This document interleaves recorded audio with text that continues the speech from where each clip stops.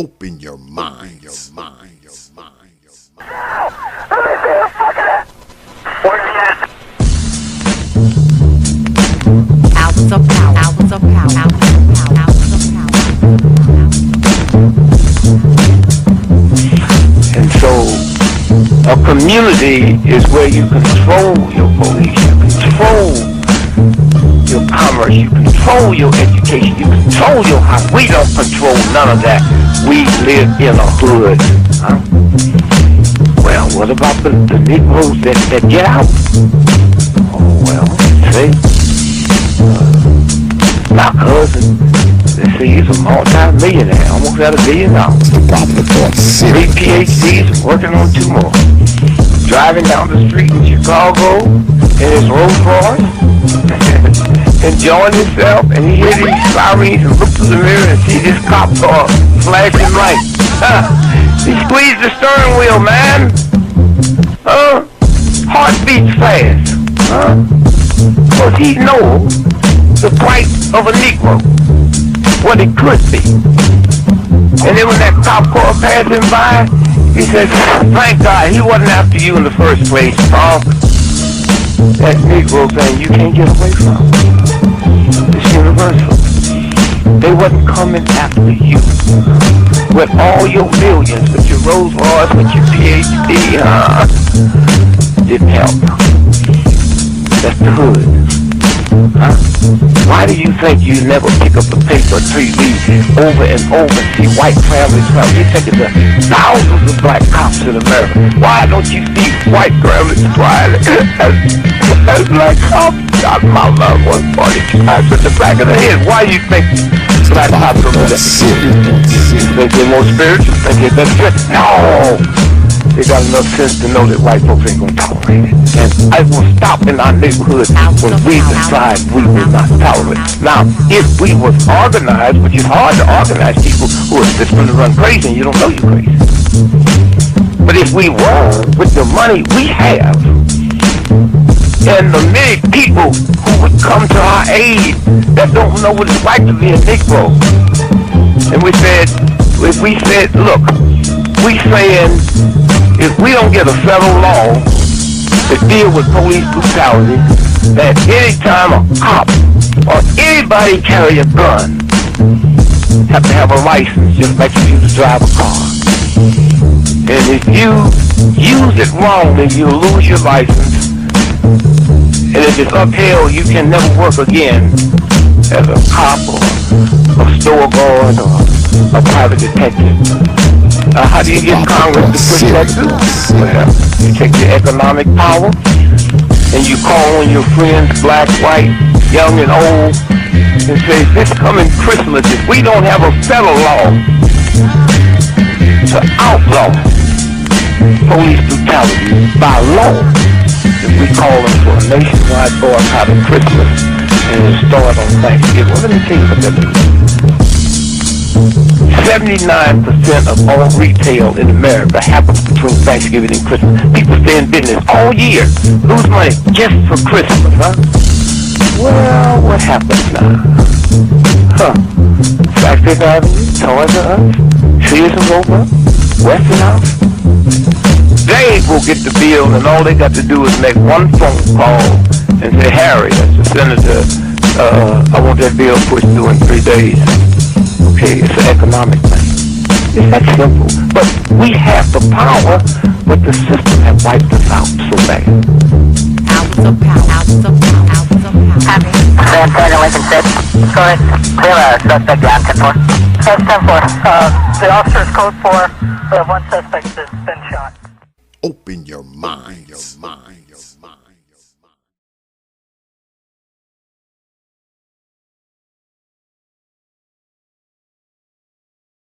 And we are back. Bespoke. Welcome back to another edition of the Proper Thought Series right here on the old T.P.O.T YouTube page.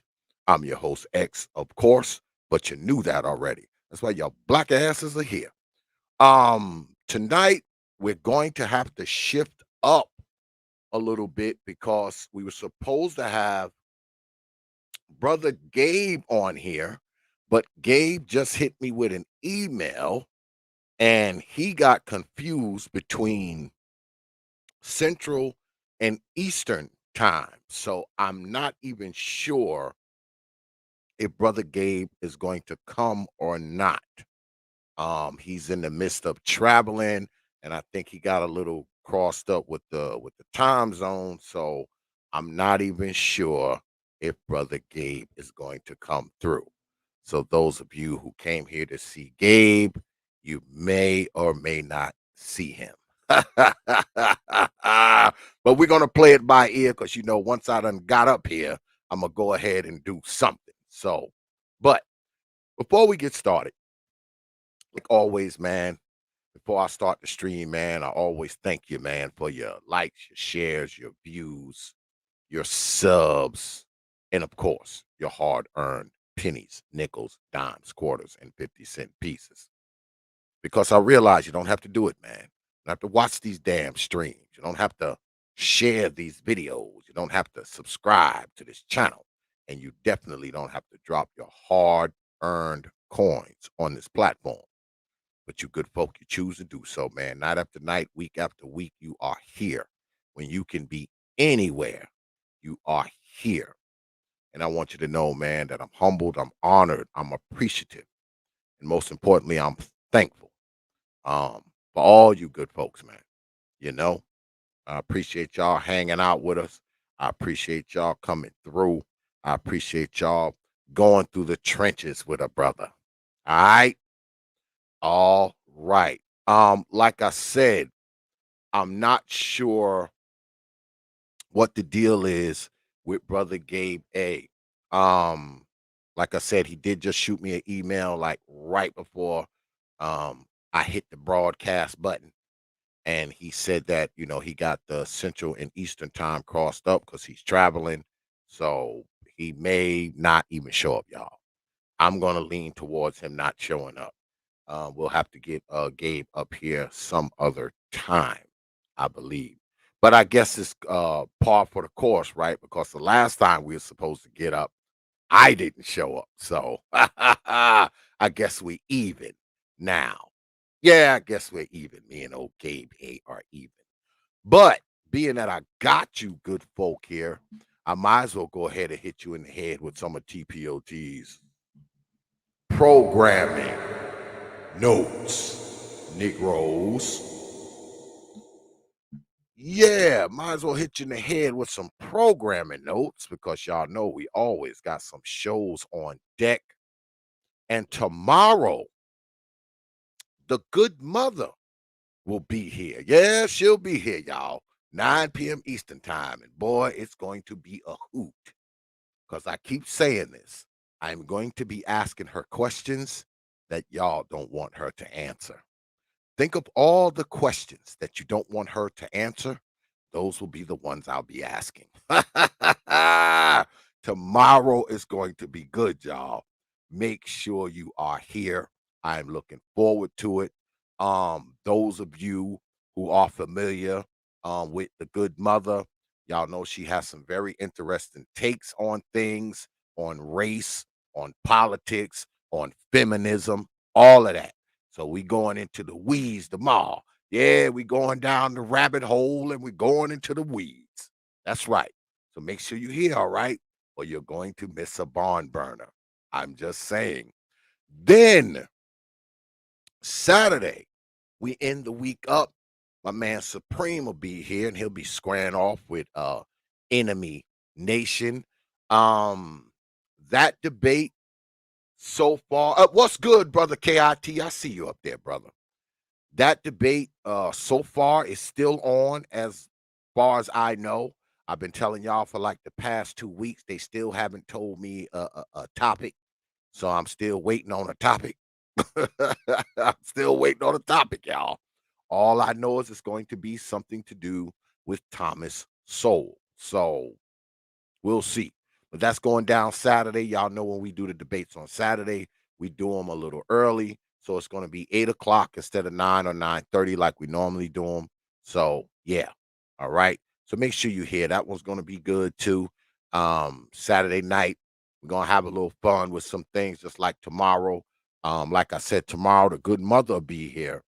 And we're gonna have a discussion, man. We're gonna get it all out, man. We're gonna talk this black stuff, white stuff, and men's stuff and women's stuff. And yeah, we'll talk about all that shit.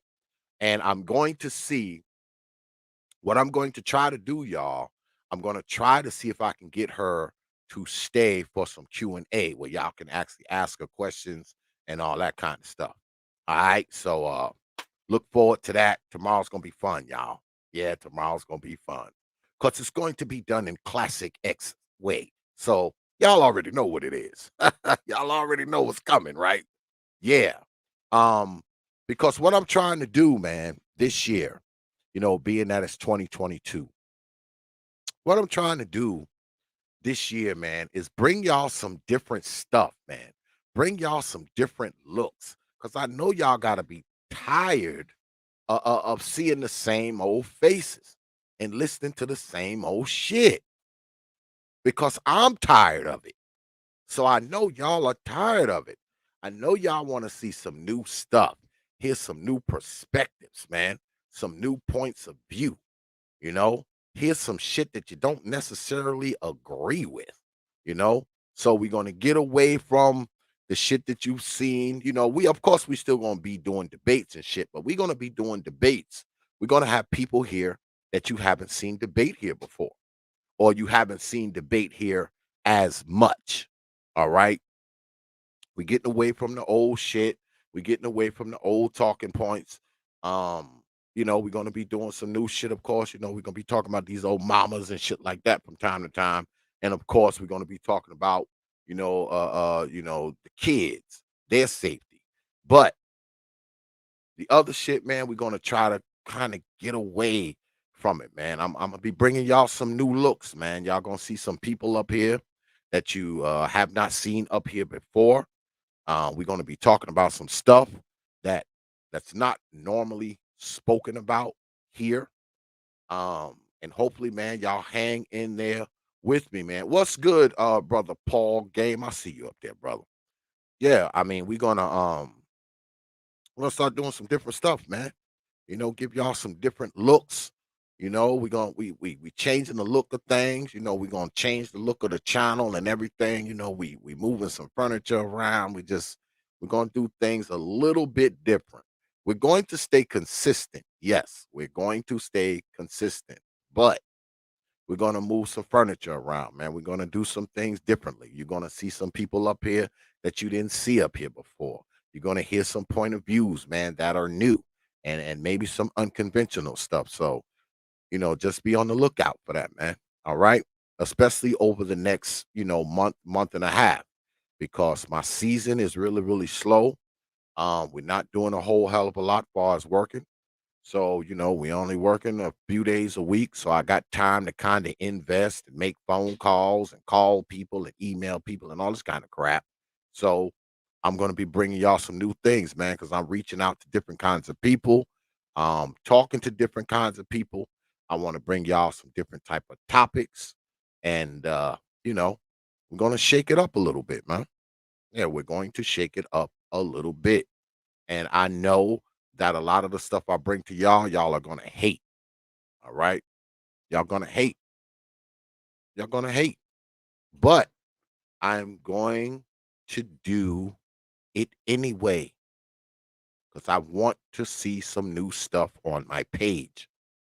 I'm tired of the old rank and file shit. You know? Yes, I'm going to do interviews, Lady Nicer. Absolutely. I'm going to continue to do interviews. Absolutely.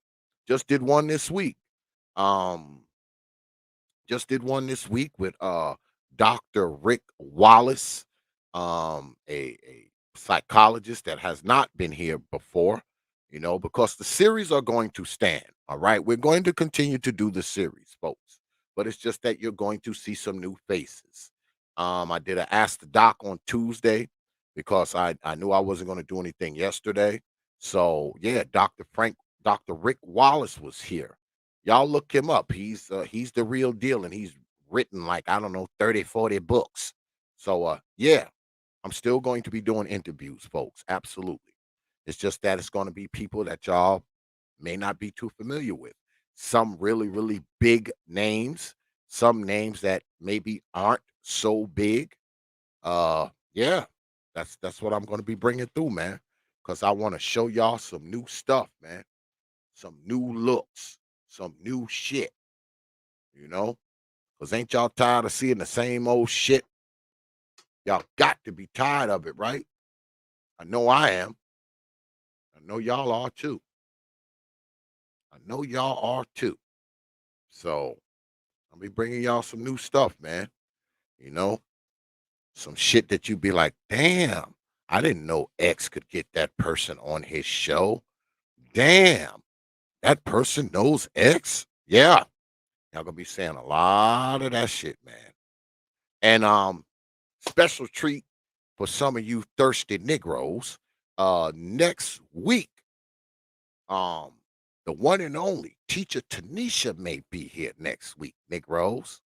So go ahead and get your thirsty selves ready because she might just be here next week. I actually spoke to her today.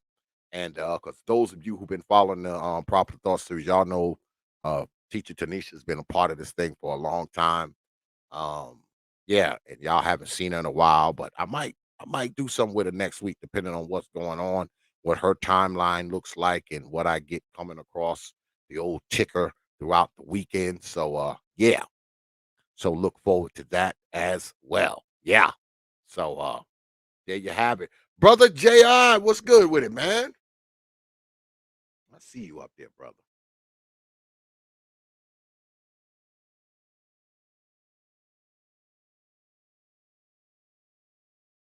What's he said? You meant TV. Oh, okay. Oh, y'all are still talking about that? Hey, what's good? Lady Shonda, I see you up there. I see you up there. Brother J.I., what's good with it, man? How's the petition going, man? You probably should come up here and chop it up a little bit, man, because I don't believe Brother Gabe A is coming. I don't believe it. I don't believe it. So I guess we just gonna turn this into a freestyle then. Fuck it. Cause y'all know we'll pivot and we'll do a freestyle. So if you want to come through and just chop it up, you good folk know what to do. But I'll remind you anyway. The email is prophetofthought@yahoo.com. That's prophetofthought, one word, no caps, @yahoo.com. Come on through, man. We're going to turn it into a freestyle. God damn it. We'll talk about whatever y'all want to talk about. Whatever y'all want to talk about, we can talk about it. How about that? How about that? How's that sound to you, good folk? Come on up, hit me with a topic, and we'll go ahead and discuss it. We will opine about it. We will opine about it. Yeah, because I don't think Brother Gabe A is coming through. I don't think he is. Got his times mixed up. So I don't know. Maybe I can get old Gabe back on next week. Possibly. Possibly. Ah, Lady Nice said freestyle. Yeah. Let's get at it. Yeah, let's get at it, folks. Let's get at it. Let's do it. Let's do it. Yeah, because I mean, when this type of stuff happens, what it normally does, man, is it forces you to, do something else, which is what I'm going to do. I mean, especially on a Thursday night, because Fridays, I'm always off on Fridays anyway. So, I can stay up late and do all that kind of stuff. You know, I don't have to rush to get in the bed. I don't have to be in a hurry to take my old man's nap, you know. So Thursdays are usually like the best day for a brother, to be honest, because that's like the main day that I can sleep in pretty late, you know, on a Friday morning. Yeah, I can sleep in pretty late, you know. Don't really do shit on Fridays, to be honest. Drink beer, smoke cigars, and, you know, fuck around with my dog and shit like that. And maybe do some bullshit around the house, but that's about it. That's all I really do on Fridays. It's all I do on Fridays. Oh, brother, KIT, man. I don't know what you're doing on Saturday, man, but I might need you, brother, for this here debate that we got going on between Brother Supreme and this brother Enemy Nation, who I'm not too familiar with. I'm not even too familiar with the brother, so I don't even know what that's gonna be because I'm not too familiar with the brother at all. At all. But yeah, man, I was hoping Gay Bay was gonna come through, but that's not happening. So that being the case, guess we're going to do something else, y'all. And we're gonna have to do something else. Unless y'all got something specific that y'all want me to talk about, I'm willing to entertain that too. If you have something specific on your mind, something specific that you want to discuss, I'm willing to discuss that too. Because y'all my folk, you know? I'm willing to do it for you because you're my folks. Yeah, y'all my folks. So, you know, whatever y'all whatever y'all want me to talk about, we can talk about.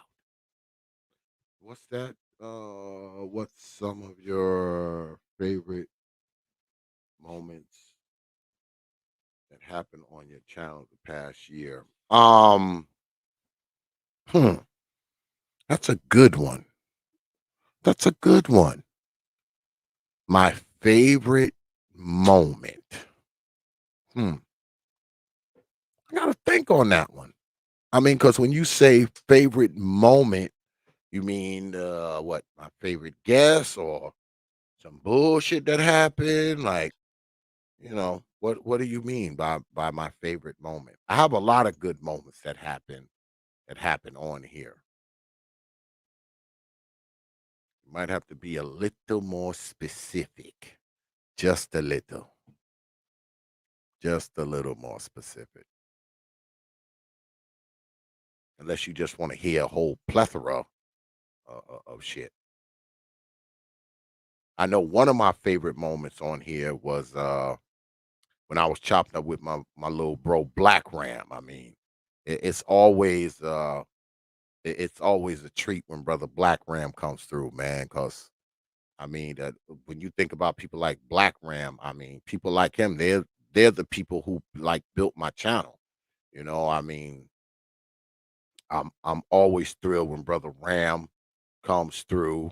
Uh, brother Jay Shine. When Jay Shine come through, it's always a treat because Jay Shine just gets up here, just goes in. Yeah, I have my favorite moments are when dudes that I really fuck with come through, because I know, to be honest with you, dudes like that, they kind of carry the show.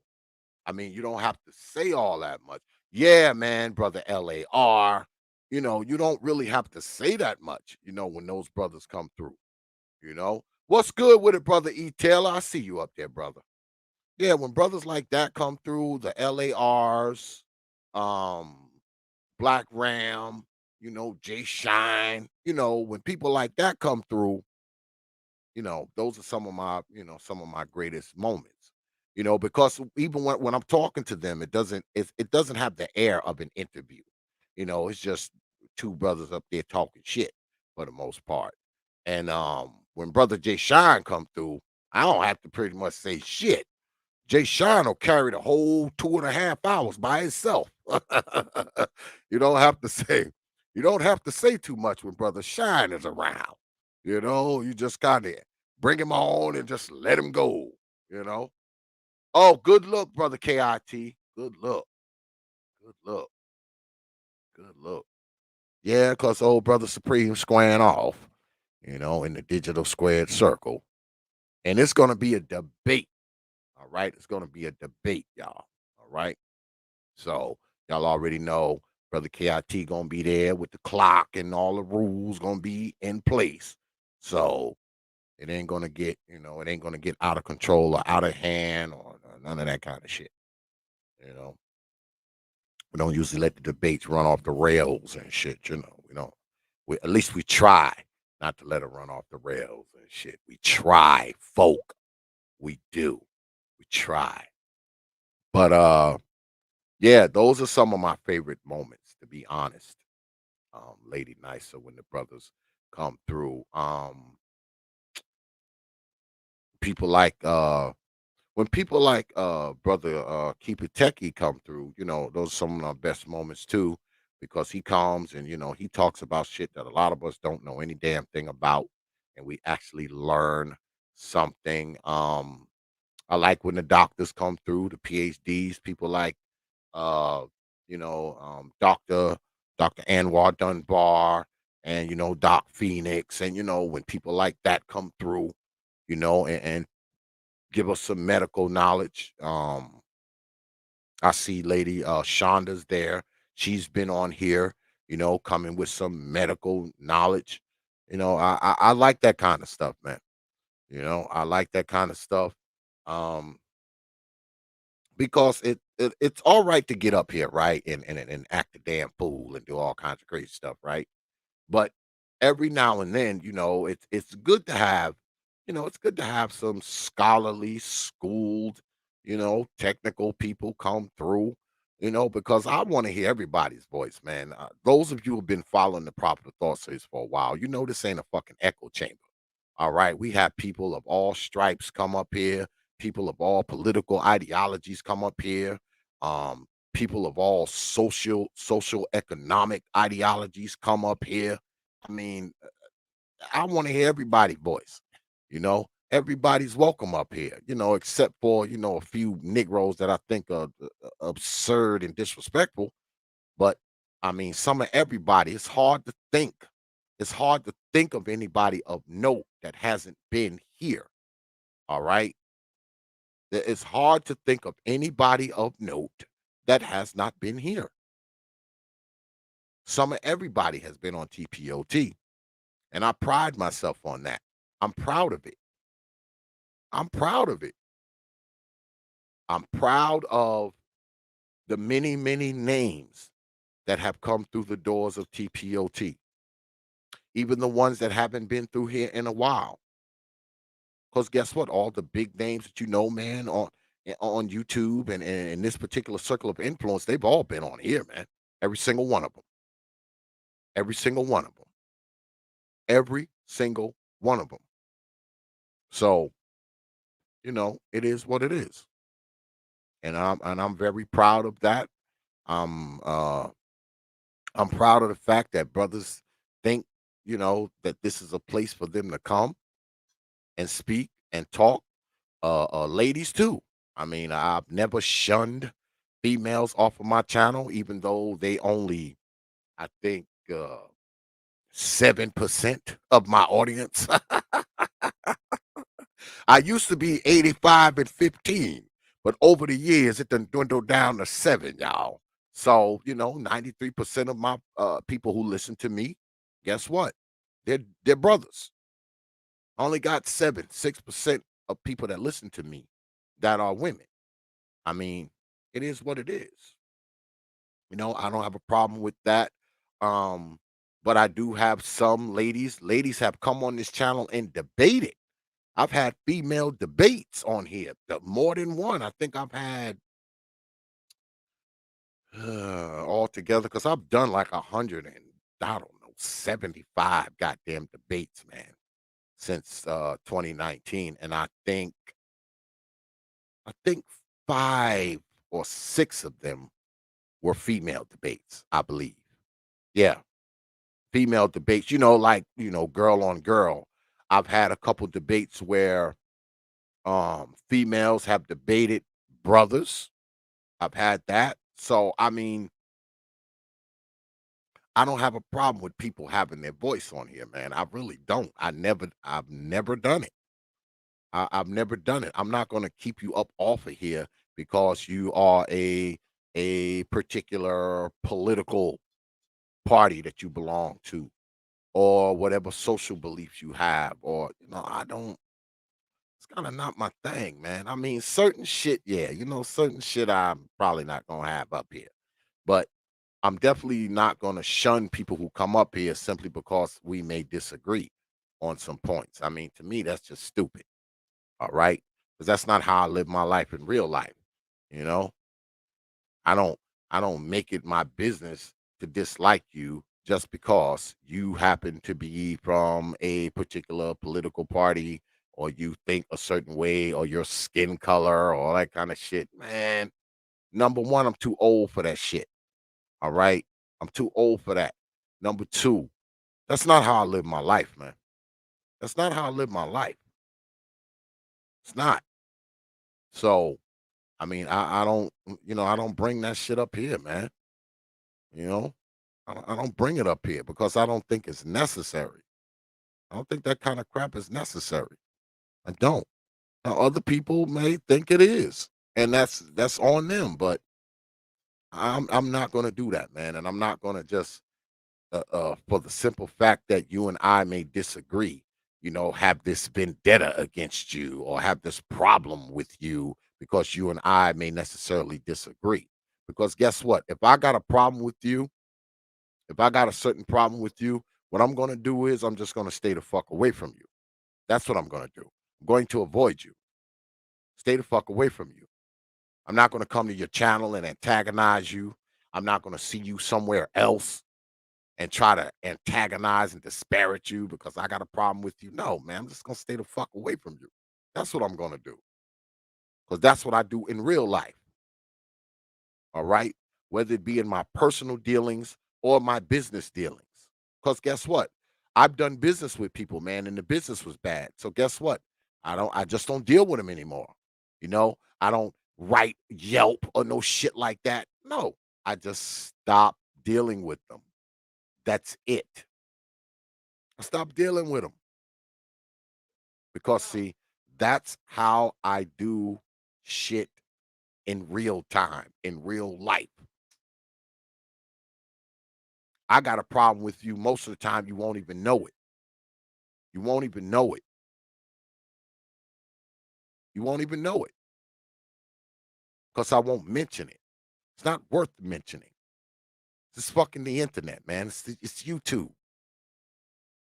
You know, I've never been the type where I gotta air all my goddamn differences on here, man. And the crazy thing is, a while back, I actually used to, kind of feed into that shit. I've made a few clapback videos over the course of the years. Yes, I have. Yes, I have. They're still up too. You can find them. But I probably wouldn't even do that shit now, man. You know, unless I really feel violated. Like if I think that I've been really, really violated somehow, then I may address it. But I'm only going to do it once. I'm not going back and forth with people. I'm not. Absolutely not. Not doing the back and forth. We ain't gonna be beefing every week. Well, I sit around and wait for you to make a video about me so I can in kind make a video about you.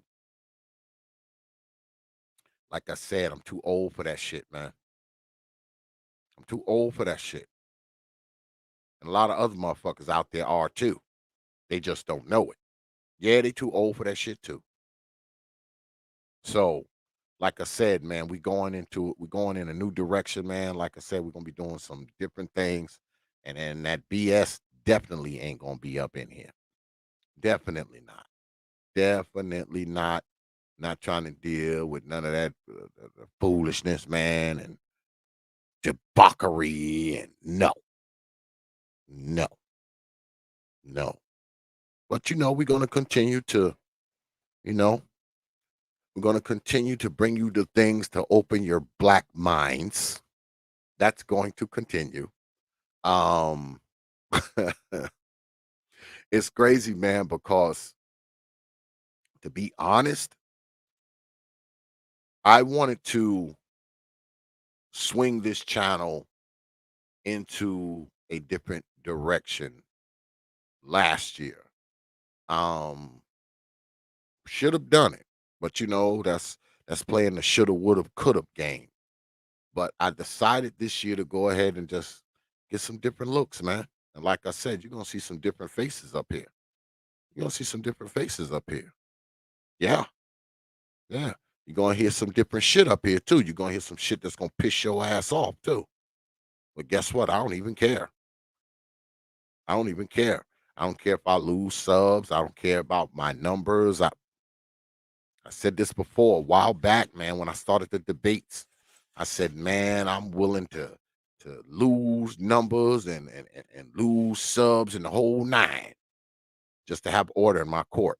So I mean, I'm not going to let the fact that people may not like the shit that I bring up here stop me from bringing it up here.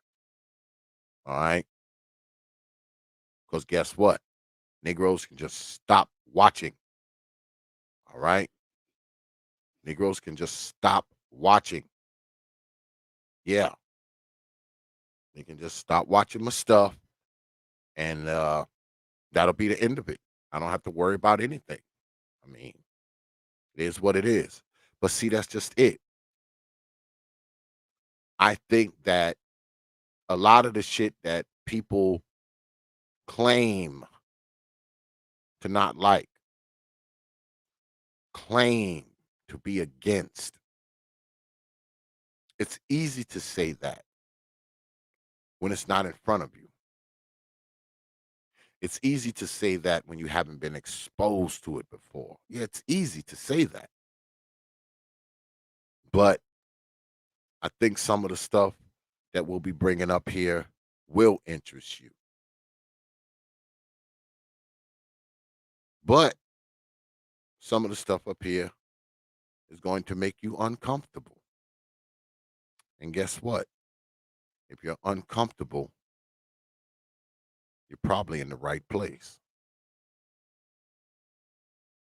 Because we've been comfortable for too damn long, right? We've been too comfortable for too long. All we think about is our damn comfort. We just want to be comfortable, comfortable, comfortable. Nope. It's time to get a little more uncomfortable. Yeah, it's time to get a little more uncomfortable. It's time to hear some shit that will make our skin crawl. It's time to hear some shit that makes us uneasy.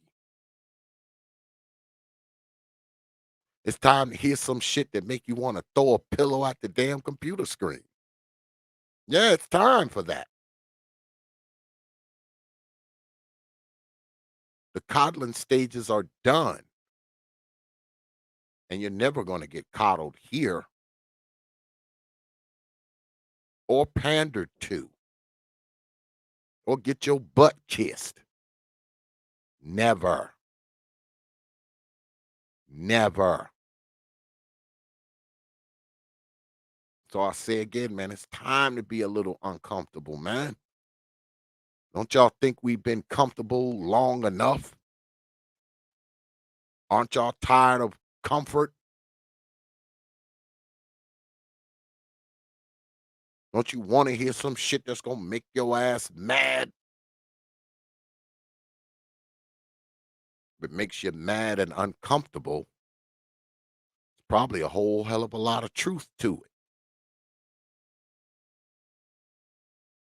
Because if it's some stuff coming at you and it makes you feel all warm and fuzzy inside, it's probably not worth the shit.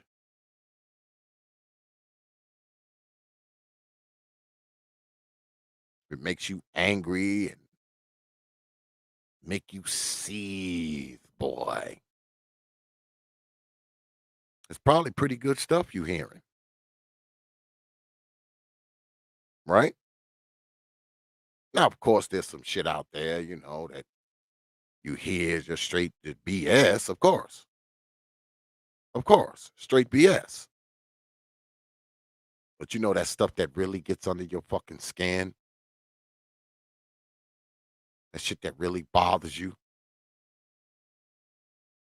it takes you back and reminds you when you were a kid, reminds you of when you were a teenager or a young adult. It reminds you of shit that you've forgotten. Reminds you of your family. Reminds you of your old mammy. Yeah, that stuff. That stuff. It hashes up those memories, boy, that you buried so long ago. When someone's actually saying something that you are thinking but won't say.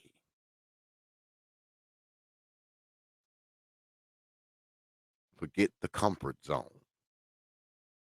This is going to be the no comfort zone. There is no comfort here. If you're looking for comfort, this is probably the wrong place. You're in the wrong place if you're looking for comfort here. Yeah, you're in the wrong place, man. I'm tired of us being comfortable, man. I want us to be uncomfortable. Um, Brother Gabe is not coming, Brother Griffin. Yeah, he hit me up with an email, man. I believe he's traveling and he got the times mixed up. So I don't think we're going to be seeing Gabe tonight. And brother Griffin looked like he a tech guy too. You want to come up here and take his place? You can take his place if you want to, Brother Griffin, because you look like one of those tech guys. I bet you like an IT engineer or something, ain't you? Ain't you? I bet you some type of IT engineer, ain't you? Ain't you? Be honest.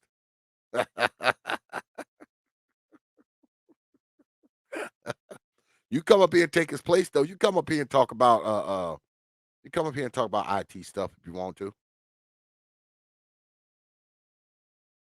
Oh, you're not? Damn. You're not?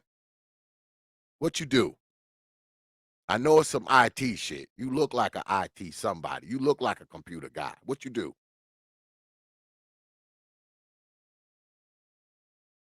What you do? What you do, Brother Griffin?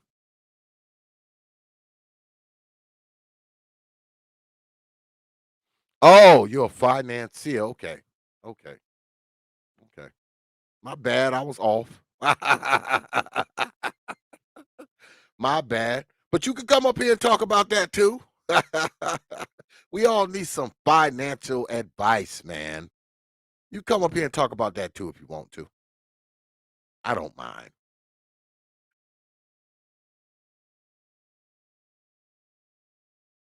Oh, you do automotive. Yeah, I do a little cars too, man. That's not what I do, but I can do them. I can do them. I can do them. Yeah, but we can talk about whatever y'all want to talk about, man. I got the time tonight, man. I got the time. I do. So if you want to come through, you know what to do. The email is properthought@yahoo.com. That's properthought, one word, no caps, at yahoo.com.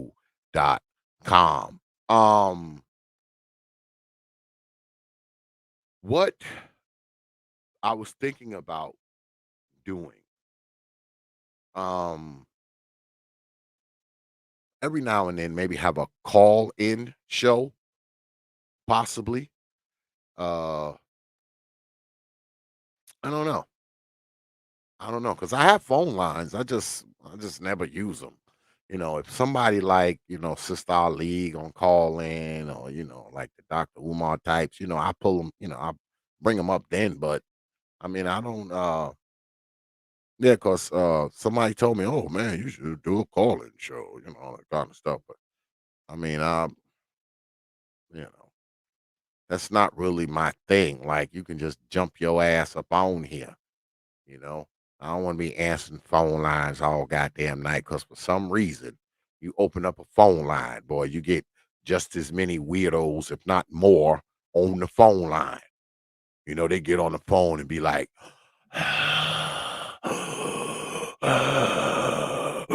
or they get on the phone and be like, oh, fuck you, nigga, you a fuck nigga, kiss my ass. You gotta hurry up and, you gotta hurry up and hang up on them and shit. At least with this, certain people just ain't getting up. All right. Certain people ain't getting up. Because see me, I don't put my link in the chat. I used to, but you put your link in the chat, anybody can grab it. Anybody can grab it. So, you want my link, you gotta fucking email me. And guess what? When I hover over your email, it better be some familiar shit or you're not coming on. That's how I do it. All right. Because everybody I email, I put them in my contacts and I put a name to it. So when I hover over your email, I can see that it's in my contacts and it's got a name to it. Then I'll let you come through. Because I done seen a lot of people, man, get porn bombed and, people, they pull the shit up. Motherfucker standing up there with his pants down, all this old kind of dumb shit. No.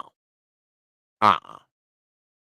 Because, see, even if that was to happen and somebody come through my queue, because I'm going to see them first, right? I'm going to see them before I bring them up. And I see them and they come up and then they come up and do some crazy shit. Just by who they are, I know who I gave the link to. So guess what? I can track down the motherfucker who let the porn bomb person come on and just go ahead and block their asses. Yeah, just block them because I know you're the one who gave it to them. You're going to be able to narrow it down. All right. Because when you deal with people the way I deal with people, some people I know are not going to do that. So I can go ahead and eliminate them right on off the list. Somebody come up and they jump up and do some crazy shit. That means they got the link from somebody who I gave the link. I'll just have to narrow that down, and that person will be fucking blocked, and they'll never come on my shit again either. I mean, that's what it is. I control what I can control. I mean, it's hard to control a lot of this shit, man. Because it's digital. We on the internet, but I do control what I can control, especially when it comes to like my chat room and things of that nature. I mean, shit, definitely gonna have some control over that shit. Because see, I can't have people just doing whatever the hell they want to do. And I know a lot of people, they got a problem with me because they say, oh, I'm about censorship and all that kind of shit. No, man, I'm all for free speech. But what I'm not for is free disrespectful fucking speech. All right. I can't have people in my chat room disrespecting people that's in my house. Because when you hear, it's like you in my house. So I'm not gonna let you just sit in the chat room and say all kinds of shit to people up in here. You'll probably get away with it more if you saying it to other people that are in the chat room. You know? Every now and then, man, you gotta do a little fucking house cleaning, man, with this YouTube shit. You gotta do a little house cleaning. So if you look up one day and your fucking wrench is gone, don't take it personally, man, because it's not personal. Yeah, it's not personal. Just that we doing some house cleaning. We done went through a couple videos and watched you let some bullshit go through. Yeah, because I do that from time to time. I go through some of my old videos and I look at what my fucking moderators do and don't do. I pay attention to it. That's why sometimes motherfuckers come up in here and guess what? They fucking wrench is gone. Because guess what? Why you got a wrench if you not gonna, stop motherfuckers from saying stupid shit in here? What you got a wrench for? You know? I mean, I rely heavily on this T.P.O.T. respectable, making sure my chat room stays respectable. Oh yeah, he's watching you Negroes. He's going up and down. He'll be checking that chat room all night. So be careful what you write, because the old T.P.O.T. respectable will be watching.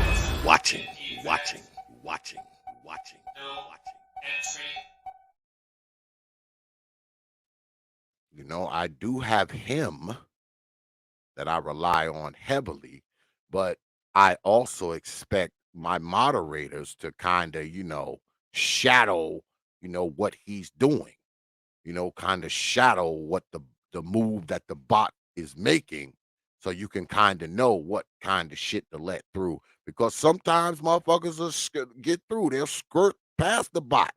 They've been practicing. You know, it'll get like 90% of the bullshit though. The bot, will get 90% of the bullshit. It will get it. But there is that 5 or 10% that happens to slip through. That's where I rely on my people with the wrenches. Okay? The chat bot will do the bulk of the work. He will do the heavy lifting. Trust me. Y'all, those of you who follow the Proper Thought series, y'all know the bot will do most of the heavy lifting. He will. But there is a few, things that might get past them, especially if there's a lot of people in the chat room. So I rely on my moderators to keep an eye on that stuff. Keep an eye on that shit. Because y'all know Negroes is stupid. Just want to come up in here and say a bunch of stupid shit. And like I said, man, I'm not for censorship. I believe in free speech. But I don't believe in free, disrespectful motherfucking speech. I don't believe in that shit. All right? You can go fucking be disrespectful somewhere else, man. Because guess what? I'm not into disrespecting people. Those of you who have followed me for a while, y'all know I'm not. That's not my thing where I just go out and just blatantly disrespect people for no reason. That's not what I do, man. And that's not what T.P.O.T. is about. It's not. It never has been. And it never will be. So when people come up in here and start disrespecting, especially when they're disrespecting me, because more than likely, they're disrespecting me for no fucking reason. Because I don't fuck with people. I really don't. You'd be hard pressed to go somewhere and find me somewhere fucking with somebody.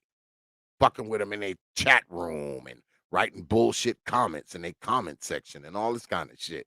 Man, you'd be hard pressed to find that shit. You will. Because I don't fuck with people. I leave people to fuck alone. So if you coming into my house, all right, you coming into my house and you saying some old bullshit, you're usually doing it, man, unprovoked. You're doing it unprovoked. So I don't even want that shit over here. Like I've said many, many times before, and I said earlier tonight, I'm willing to sacrifice my numbers to make sure there's order in my fucking court, man. All right? Because that's the one thing I can control. I can control that chat room. I could turn that motherfucker off. I could slow it down.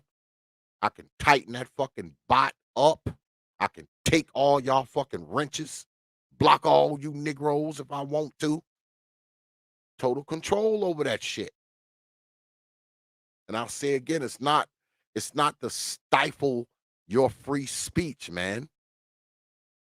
It's just that when people come here, I just expect people to act like fucking adults, man. I was looking at my analytics the other day, man. the majority of my crowd is between the ages of like 30 and 55. So you talking people in their 30s, 40s, and 50s can't act like fucking adults? It's not like it's a bunch of 12-year-old motherfuckers watching over here. 10-year-olds, 18-year-olds. No. I know. I can show y'all the fucking analytics. The people who watch this channel the most is between the age of 30 and 55. So why do you have to babysit people in their 30s, 40s, and 50s, man?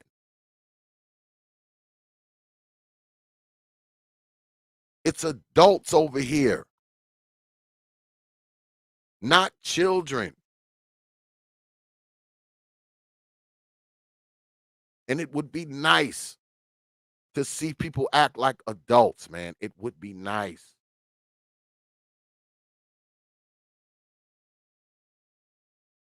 It just would be. I don't have a problem with you disagreeing. I don't have a problem with you discussing things. I don't. I really don't. Because guess what? The other week, a dude was in my chat and he said, "Oh, X, man, you did a bad job of moderating." You know what I said to him? I said, "I agree with you. Because if I didn't agree with you, I would have blocked your ass." But I said, "I agree with you. You're allowed to disagree with me. I don't have a problem with that shit, man. My problem is when people come and just disrespect people, man. That's my problem. I don't like people in the chat room disrespecting the people on the stage. If you want to come on the stage and you got an issue with a brother, bring your ass into this fucking square right here. Bring your ass in here and do it. Not out here. Not here. Bring your ass up on here and settle your whatever. Bring your ass up here and do it. Want to hide in the goddamn chat room and just disrespect folk. Like, that's like some of the most cowardly shit. Because guess what? If I got a problem with a brother and I feel the need to express it, what I'm going to do is ask for the link. I'm going to ask for the link. I'm not going to do all this type of shit and, man, no. No. If it's a motherfucker whose phone number I got, I'm going to do this. I'm going to do this first. I'm going to do this first. If I got his number, yes. Yes. I'm going to pick that phone up first. Because guess what, man? There's quite a few brothers, man, that have my personal cell phone number. They can call me anytime. And I got theirs. I can call them anytime. More than likely, I'm not going to get up here, man. Whatever problem I got with you, man, I'm going to try to deal with that shit on the phone. And even if we don't settle it on the phone, guess what? You won't have to worry about no fucking video popping up discussing whatever we discussed on the phone. You won't see that either. You won't see that either. Just saying, man. It's just the way to do things, man. You know? And I like to do things a certain way, man. So, and that's how I'm going to be running this damn page from here on in. I mean, it's all right. You know, we can have a little bit of the Negro crap from time to time, but you know, for the most part, man, we're gonna try to streamline that shit up, man. Change it up a little bit, do things a little differently, man. That's all. We're changing a lot of shit around T.P.O.T, man. Shit, we changing some shit around. We're gonna move some furniture, man. Like I said, get some different perspectives up here, man. See some different faces and hear some different voices too. You know, the fucking echo chamber shit, man. It ain't gonna fly here. Not gonna fly here. It don't have to, because when it come down to it, guess what? Everybody has a right to do whatever they want on their page, man. I've said that a million times. And guess what? When I say that, I'm also talking about myself. I'm not just talking about other Negroes. I'm talking about myself too. Got a right to do whatever you want, man. And guess what? People have a right to not watch it. You have the right to not watch it. And guess what? I won't be mad at you if you be like, you know what, man, I can't fuck with X no more. I mean, I'll understand. Yeah, I'll understand. I sure will. I will understand if y'all say, you know what, I can't fuck with X no more. I will understand. I won't be angry or anything. Cause I see people around, when I visit other channels and shit, I see people who used to be here all the time and now they don't be here anymore. I don't say anything to them. I'll be like, oh man, why you don't come to my channel no more? No. What for? What for, man? They liked you before. Now they don't like you now. And vice versa. I have seen people in my chat room that, they kind of hated me a while back. But now they're in the chat room. I mean, that's kind of how it works, man. That's YouTube. That's YouTube. People who loved you 6 months ago, they hate you now. People who hated you 6 months ago, they love you now. I mean, that's just the way it is, man. That's just the way it is. There's no getting around it. There's no stopping it. It's just the way it is, man. It's just the way it is. Especially a channel this size. I mean, this channel's small, man. I think it's like, I don't know, 4,000 subscribers or something like that. I mean, this ain't a big channel, man. This is a very small channel, you know? And we don't do a lot of trending material, I should say. Whatever's trending, the opposite is usually going on over here. Unless it has something to do with children or something like that, you don't really see the stuff that's trending over here. Because I feel like there's so many people doing it that I don't have to. You got some of the bigger names doing this stuff, so you don't need me doing it too. So I talk about other things, you know. I talk about other things, man. I talk about a lot of the things that I think ail us as a people. Um, I like telling the secrets. Yeah, that's my shit. I like telling the secrets. The shit that we don't like to talk about, the stuff that our old mammies told us, don't tell nobody. That's my thing. I like letting loose the secrets, man. Because I know letting loose the secrets makes people uncomfortable. And like I said, if you're uncomfortable, you're in the right place. Yeah, you're in the right place. Yeah. If you are uncomfortable, you are in the right place. Remember that. Remember X told your black asses. You ain't supposed to be comfortable all the fucking time. Sometimes you have to be a little uncomfortable. You have to be. Because that's when you can best exercise your self-control, right? When you're uncomfortable,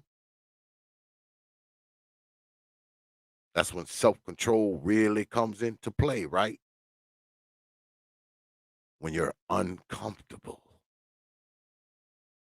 when things aren't necessarily going your way, when you're not necessarily hearing the things that you want to hear, you have to really dig deep for that self-control then, don't you? To keep your damn mouth shut, to not say anything crass or out of the way or out of line. Yeah. That's when self-control really comes into play, doesn't it? Doesn't it? It's easy to maintain self-control when you're comfortable, when you're in a familiar place and all these familiar people. Man, it's easy to control yourself then, ain't it? But what about when that's not the case? Uh-oh, I see my Chi-Town brother up there. What's good with it, brother Perfect Black? I see you up there, brother.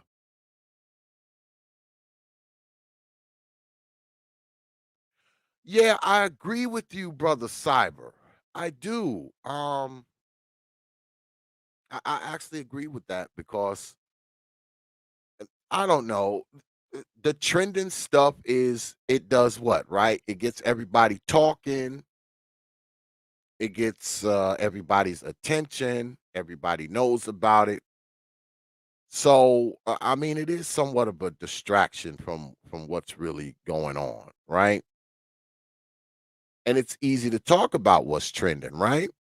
It's easy to talk about it because it is trending. So you're hearing a multiple stream of things about said trending thing. So yeah, and even the second part when you say even they are honestly honestly creative from the beginning, they can be used to exploit destruction. Yes, I agree with you, brother Cyber Toxin. I agree with you, brother. You know, they can be somewhat of a distraction. Um, because most of the time when we're covering and we're doing these trending things, we're usually focused on like one part of it, right? We're not focused on the whole thing most of the time. We're usually focused on the most inflammatory part of said situation, right? We don't really deal with too much of the other stuff. We deal with the most inflammatory parts of it. So, there is that. So I agree with you, brother. I do. I agree.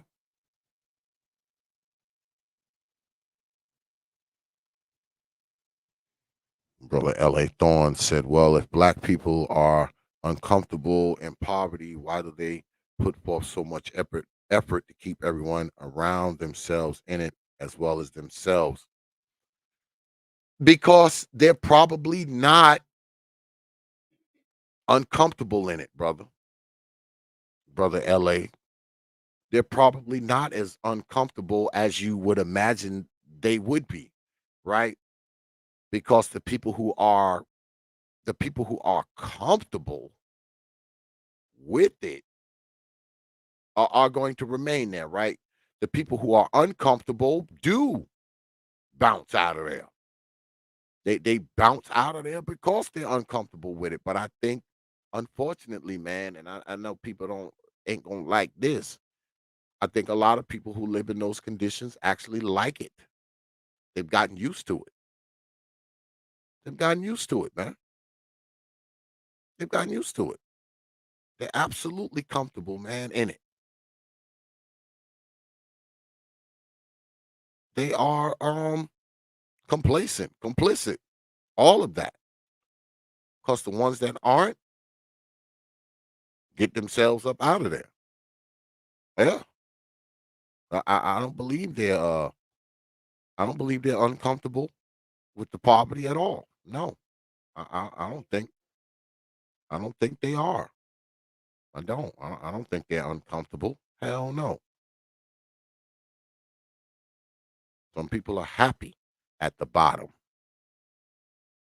They're happy down at the bottom. Yeah, they're happy there. They ain't uncomfortable at all, man. To them, life is great. Yeah, life is great.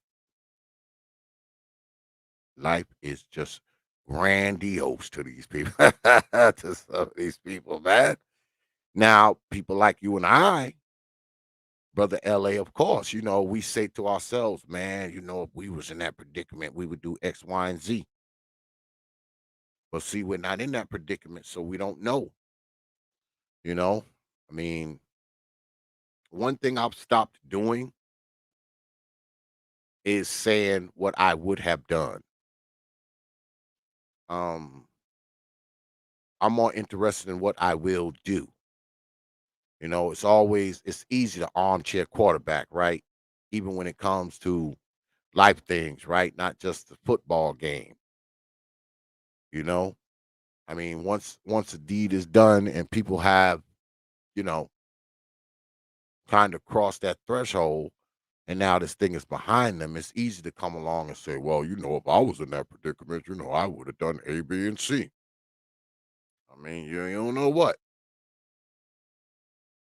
What you can say is what you will do if you find yourself into A, B, and C, but you don't know what the hell you'll do, man, if you were in that predicament, in that particular person's predicament. So, you know, I think what we often overlook is, there's many different types of black people, right?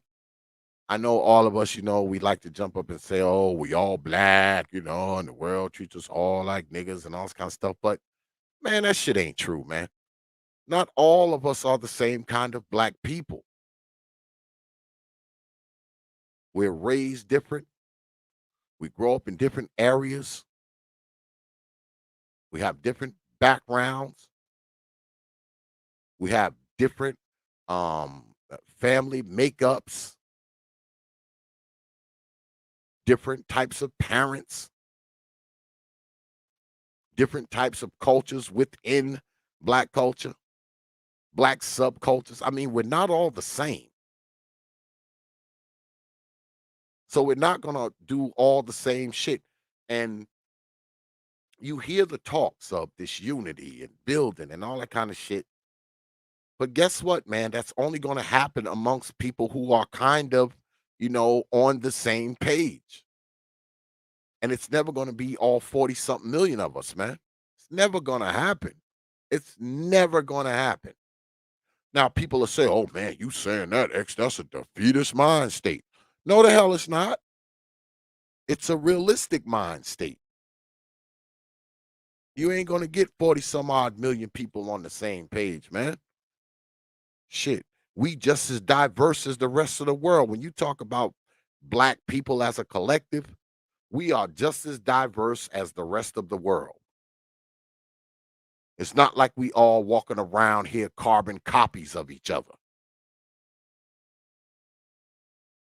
Nowhere near it, because we're not. We're not carbon copies of each other. And for some reason, people want to convince us that because we all black, we all have the same interests.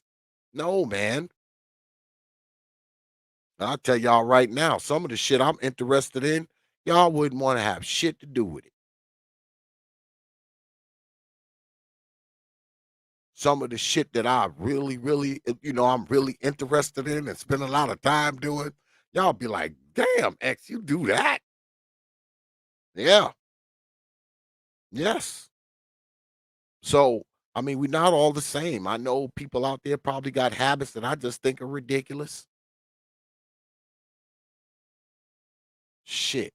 The things we do, the foods we eat, where we come from, what kind of work we do, what we grew up around, our influences. I mean, there's millions of different types of black people, man. There's no one type of black person. It doesn't even make any fucking sense anyway. Because believe it or not, man, some of our interests are not similar. They're not. Because a lot of us have different goals. A lot of us have different shit on our minds. We ain't all the same because we all black. I ain't trying to listen to no motherfucker tell me that we all the same. We all should be seeking the same thing because we're all black. No, it's not true. It's not.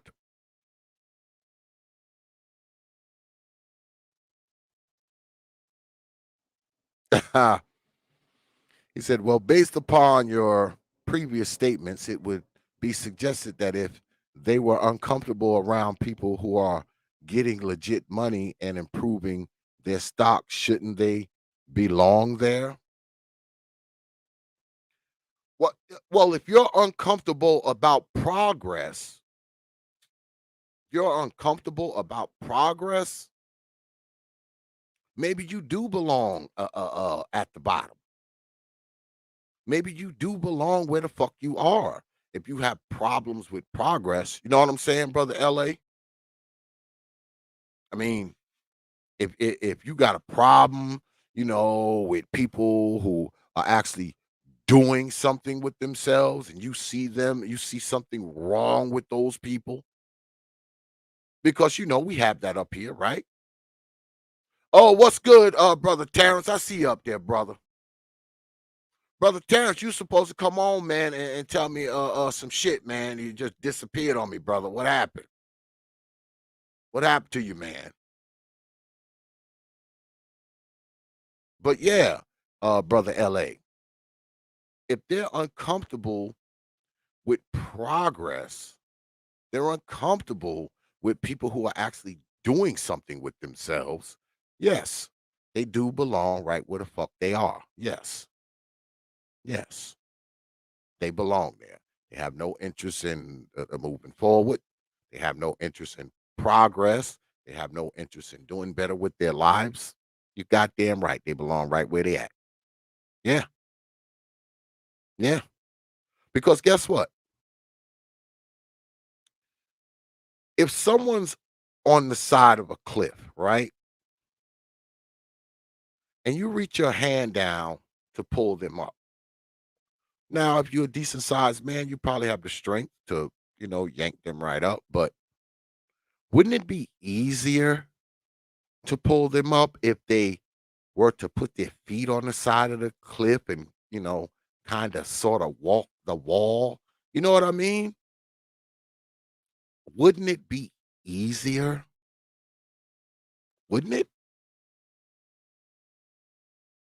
It's sort of like if someone's drowning in the pool or drowning in the lake and the lifeguard jumps in there to save them.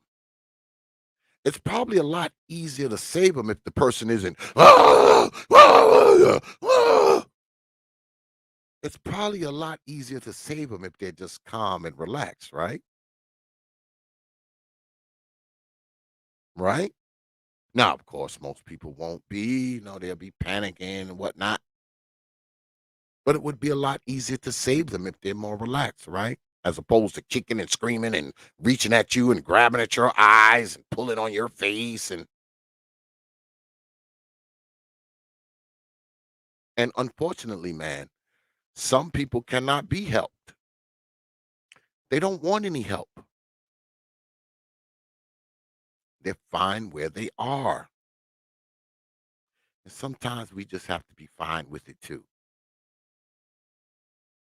A lot of us we have something called survivor's remorse, right? Y'all are familiar with that, right? You might have grew up in the ghetto, in the hood, in the projects, and you grew up and you became something. You became something with your life. Good career, good job, entrepreneur, professional athlete, whatever the hell you are. You got out of that bullshit. You got away from the gunshots and the murders and the drugs and the killing and the shooting and the carjackings. You got away from all that stuff. You got you a decent life. You may have you a family or wife or whatever you got. You might be a young entrepreneur just doing your thing and getting your money. But you still feel bad. You still think about those people in the hood. You say to yourself, damn, I done got myself away from there. But they're still there. They're still suffering. They're still eating roaches. So you have survivor's remorse, survivor's guilt. You actually feel bad because you got out of that shit and made something of yourself. That's survivor's remorse. Now I know people that get up here and always, oh man, y'all always talking about the individual. Y'all never talking about the collective. It ain't one fucking person on YouTube who's gonna save the collective of black people. It ain't one person on YouTube who's gonna save more than 2 black people.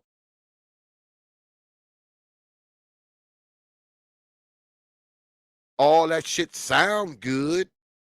It sounds great that somehow YouTube is gonna save the fucking black race. YouTube's been around for a while. Look at black society. Does it look like it's been saved by fucking YouTube to you? Does it look like it's been saved by YouTube to you? That's all. Because most of the real work, man, don't take place here. The fucking real work takes place when you reach and close this fucking laptop. The real work takes place in here, man. In these 4 walls.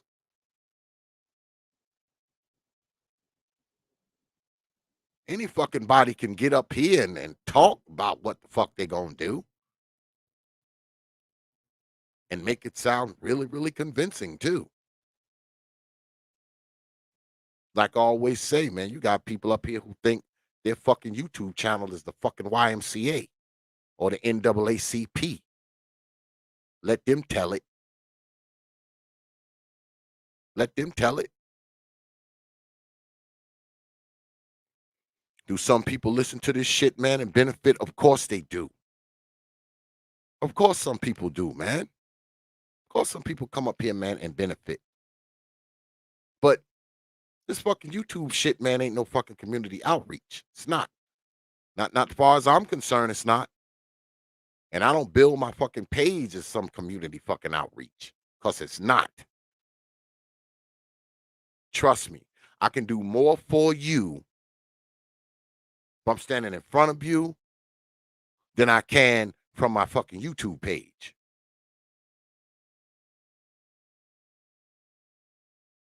This page has never been billed as some fucking community outreach page. Because it's not. It reaches who it reaches. If it helps a brother or two, that's fine too. Because see, I realize, man, I don't have all the fucking answers, man. I don't have all the answers. I wish if I had all the answers, I'd be rich. Y'all wouldn't even see me on this motherfucker. Y'all see me on my damn yacht. God damn it, cruising by. If I had all the answers. See, I understand that. I don't have all the answers, man. Not even close. Shit. I know what I know. That's it. Nothing extra.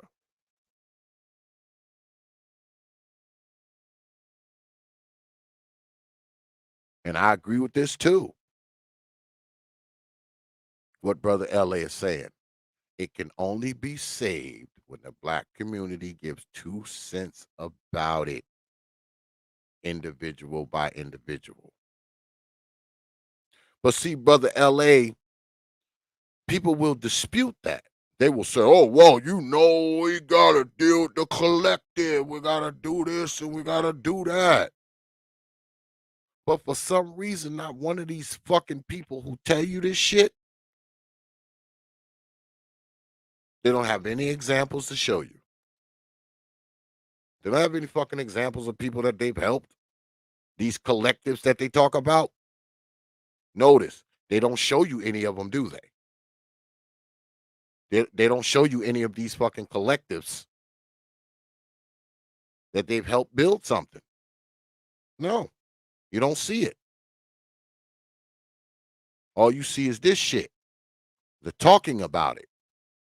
The talking about it. That's it. They might have helped one or two motherfuckers. That's it. They got one or two people who might write in their comment section and be like, yeah, man, I listened to you the other day, man. That shit, helped me out.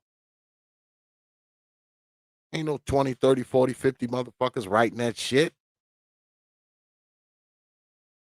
Because let's be honest, man, most of this fucking YouTube shit ain't nothing but fucking entertainment. Even when you're talking about something serious. You can be talking about something serious and it's still just fucking entertainment to Negroes. But people want to convince you that, their fucking channel is some fucking breathtaking, outstanding shit that ain't nobody else talking about. Only them. Yeah, only them. they're the only ones talking about the shit that they're talking about. Because they're so fucking original, right? They're so fucking original. Most of the time when these people get up here and talk, man, all they do is get up here and talk about other fucking YouTubers. Get up here and talk about other fucking YouTubers. That's it. What the fuck am I gaining from that? Listening to you talk about another YouTuber. How is that opening someone's mind? Like you analyzing some other YouTuber because you don't like what they said or you disagreed with them. Like, what the fuck are we learning from that, man? The hell am I learning from the breakdown of someone else's video? What am I learning from that? Exactly. You doing the play-by-play of someone else's video. And you trying to tell me that this shit ain't entertainment? Oh, you're teaching when you're doing that. That's teaching, right? When you take somebody's fucking video and break it down and be like, well, when they said this right here, that was wrong. Oh, when they said this right here, I think I agree with this, but what he should have been saying was,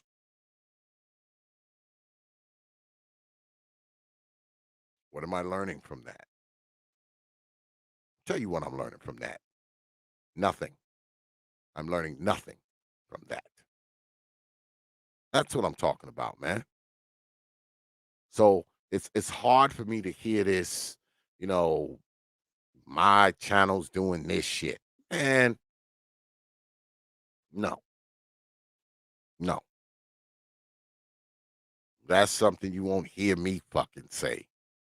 My channel's doing this. My channel's helping this. Man, no, fuck, it's not. Shit. When you listen to me say, open your mind, I'm not even here to do that.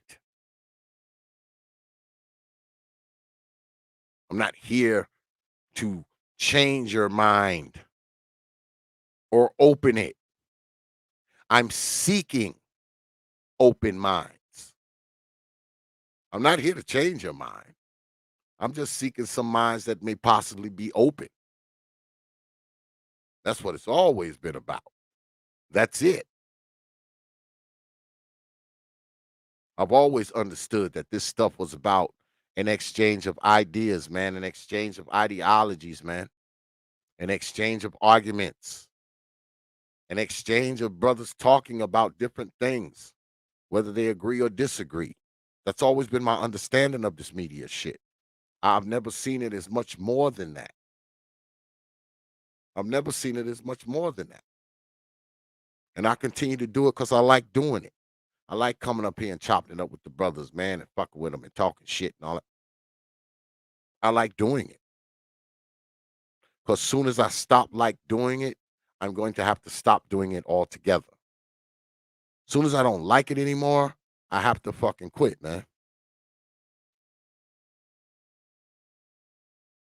Brother LA says some people would disparage someone who moves out of the hood and in fact help their kids because like wild animals, the mother picks the best place to rear young. If a mother chooses the hood, she picks. Well, that's the thing, right? You would think the idea was to get out of these old ran down, demolished, pothole filled streets. And but a lot of people will say, well, oh, y'all need to rebuild the hood. Number one, who has that kind of money? Number two, who has that kind of time? Number three, who's got that kind of patience? Always thought it was the idea. That was the idea.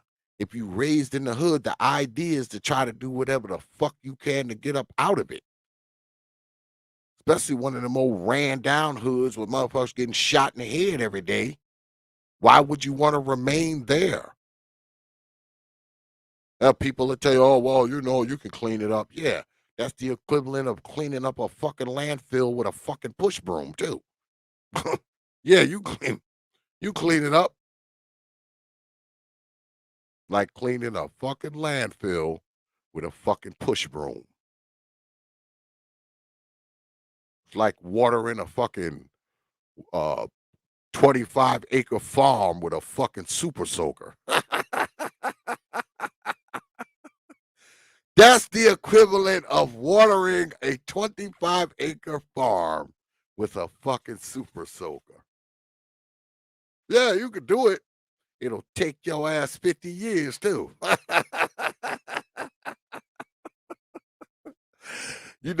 But see, a lot of people say that shit because in reality, they know that's not real, man. They know what they're saying is BS. But see, people like to hear this stuff, Brother LA. They like to hear you get up and say, yeah, man, y'all get your money. First thing y'all do, man, y'all move out the hood. What y'all should be doing is y'all should be buying property in the hood and staying in the hood, and bringing up the property value and, all this kind of nonsense. It sounds good when you're saying it to people. Because, black people, we love purchasing hope. All right? We purchase hope by the truckload. Yeah, we love buying hope, right? We love it. We love buying hope for the hood and hope for fucking disparaged fucking situations, and we love buying hope. But the saying is, hope springs eternal. All right? You keep purchasing fucking hope, your money will run out before that hope does. And what I think a lot of us have a tendency to do is think that the hope gonna run out before the money do. No. Hope is everlasting. It is infinite. So when you get people to purchase hope, see, it lasts forever. And you can always come in there and fill in the gaps. Because you can go right from saying, y'all need to fix up the hood and buy property in the hood to saying, well, y'all in the hood, so y'all can get all the people in the hood together and y'all can clean it up. You can constantly, it's evergreen material. Hope is filled with evergreen material. And you can repeat this hopeful shit for years and years and years and years and years. And it never gets old. Because you hear people talk that shit now, guess what? You heard it 10 years ago. You heard it 20 years ago. You'll hear it 10 years from now. You'll hear it 20 years from now. So that's one thing about hope, man. It's recyclable. You can keep recycling the fucking hope and use the same exact fucking talking points to boot. Yeah. You can use the same talking points when it comes to hope. Yes, you can. You can say the same exact shit that somebody else said 25 years ago. And you said in a bunch of fucking Negroes, boy, they be standing up, boy. Even though they know they heard you say this shit 20 years ago. The people who were 15 when you said it back then, they 35 now. You said the same exact shit. But guess what? They applauding that shit like it's some new shit. Like you just came up with it. They know damn well they heard you say that same shit 20 years ago. The exact same stuff. I mean, it's just crazy, man. I mean, black folks, we are a complicated people. What the hell happened? What happened, brother LA? You done pissed the bot off? You done pissed the bot off. Let's see. I can still pull it up here, though. What are your thoughts if someone were to reinstate chattel slavery as a form of punishment for serious crimes like rape, murder, child molestation, among the things? Would you be for or against it? When it comes to that kind of stuff, especially when you're doing shit to kids and shit, I wouldn't give a shit what they did to you. You done did some shit to some kids. I don't care what they do to you. They can kill you. They can shoot you. They can make you a slave. They can, whatever the fuck they want to do to you. They can waterboard your ass. That's it. I wouldn't care what they did to you. If they was like, oh, we going to take all people who touch on kids and make them slaves. Fuck it. Shit, give me a few. Shit, I can bring them out on some work sites with me. That'd be a couple motherfuckers I don't have to pay.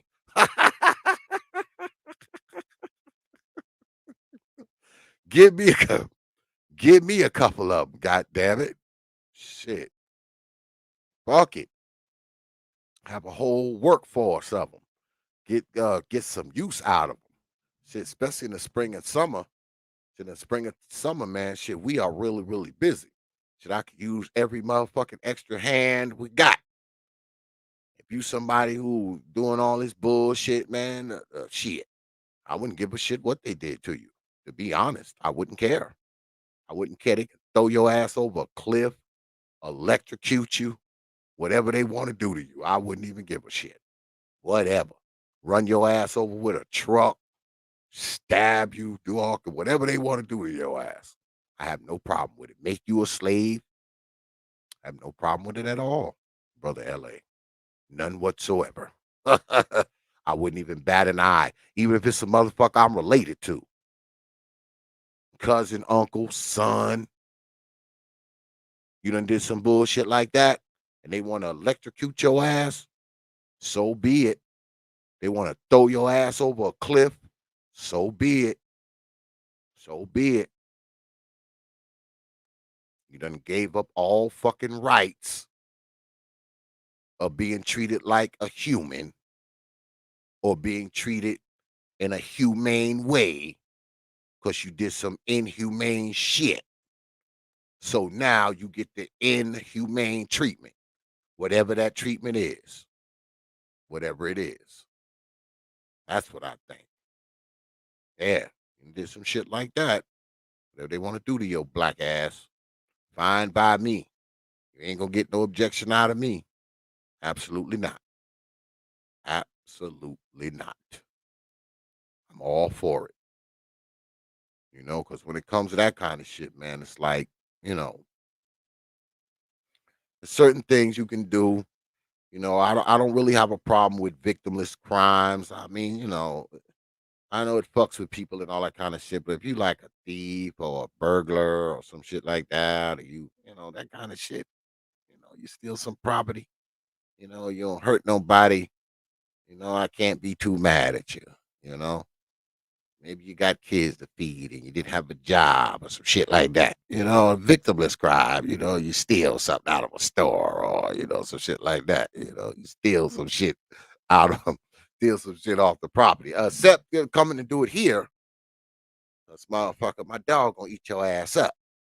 So you need to move on down from this house. Go to the next house. Don't come to this house with that shit. Your ass gonna get ate up. But, that kind of stuff, it's crime, but it is what it is. But when you doing shit to people and doing shit to kids and doing this kind of shit, motherfucker, man, now it's not a victimless crime anymore.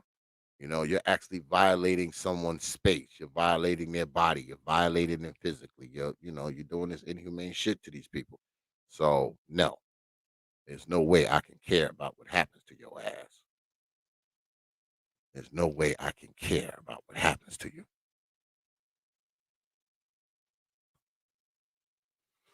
Yeah, you're right. You're right. I mean, I've had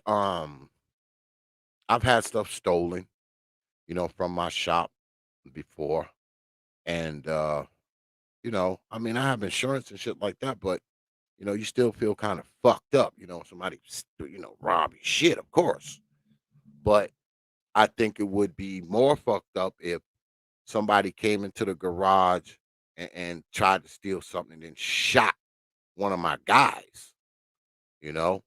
I mean, shit, I've had mowers stolen, chainsaws, that's before I got this big ass motherfucking dog that I got now. But I've had things stolen, yes. And it was fucked up that they did it. But I think it would have been more fucked up if they tried to steal something and one of my guys was there and they shot one of my guys. I mean, fuck the chainsaw, the mower, or a piece of equipment you fucking stole, man. I get another one of those. You done fucked around and shot one of my dudes. I mean, everything goes to hell now. You done shot one of my folks. All right. Especially if you done shot them and they die or they hurt real bad and shit. Now I got to feel bad because this person fucking got hurt on my property. You know, I mean, I hate to hear about those robberies where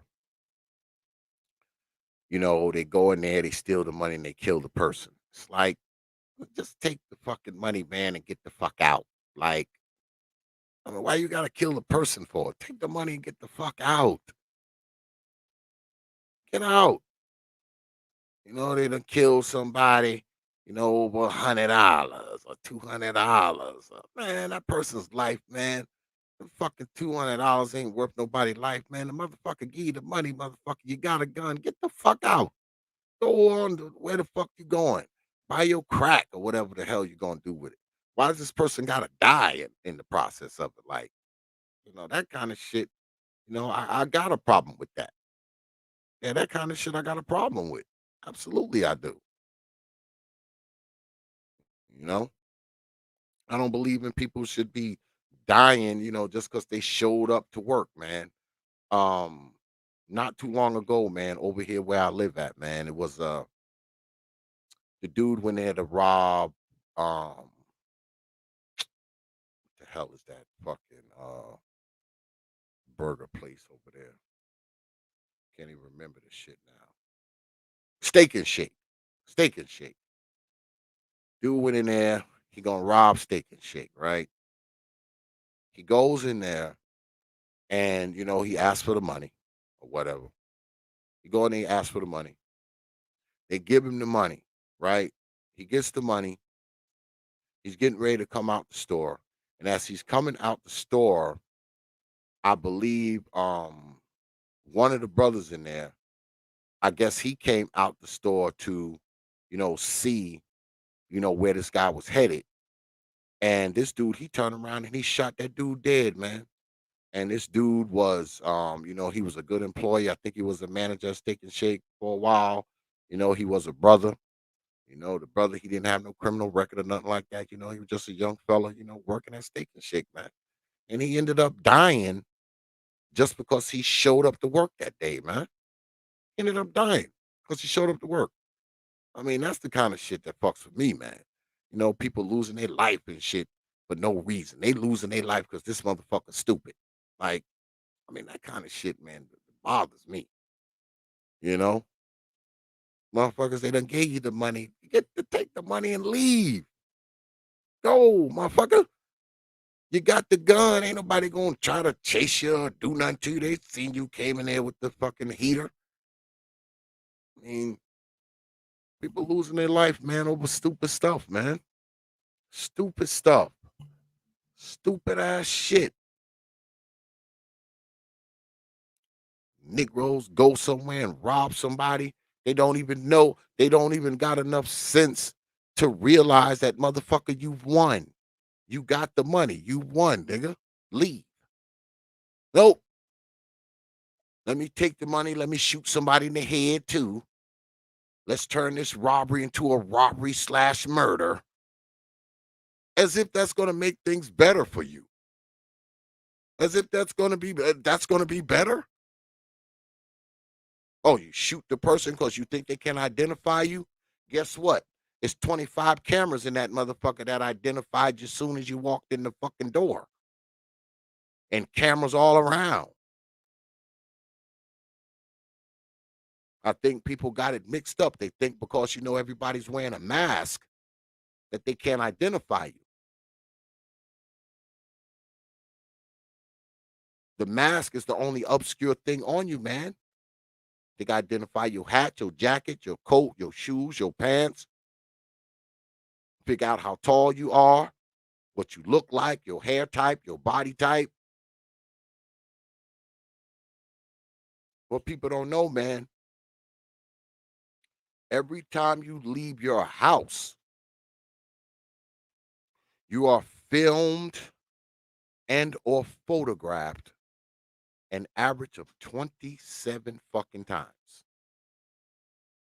A lot of the people that they catch that done did some bullshit, they don't even catch them with the store's camera. They catch them with all the cameras that's like up on the stoplights and on ATMs and in other stores and across the street. And because all they got to do is look at the timestamps. They can tell where you were 5 minutes before you walked in that store. They got video of you at the fucking train station. They got video of you at Dunkin' Donuts with the same fucking clothes on that you had on when you went in there and robbed the fucking store. Only difference is you got a mask on now. A mask that you probably had on when you was in Dunkin' Donuts. They done got the video from Dunkin' Donuts. They done got the video from the train station. They done got the video from the gas station you was at. And just time it all the way up till you got to that robbery. They just caught a dumbass in New York City who went and shot some girl in the store. Stupid. All they did was just take videos from all the places around there. That's all they did. They took all the videos from all the places around there, video from the train station, and now you're caught. Now you're caught. Because to be honest, man, some people are too stupid to do crime. Some of y'all are too stupid to be doing crimes, man. Y'all too stupid to do crimes. Y'all are too stupid to commit crimes. Stop committing crimes, man. Do some other shit. Your ass too stupid to get away.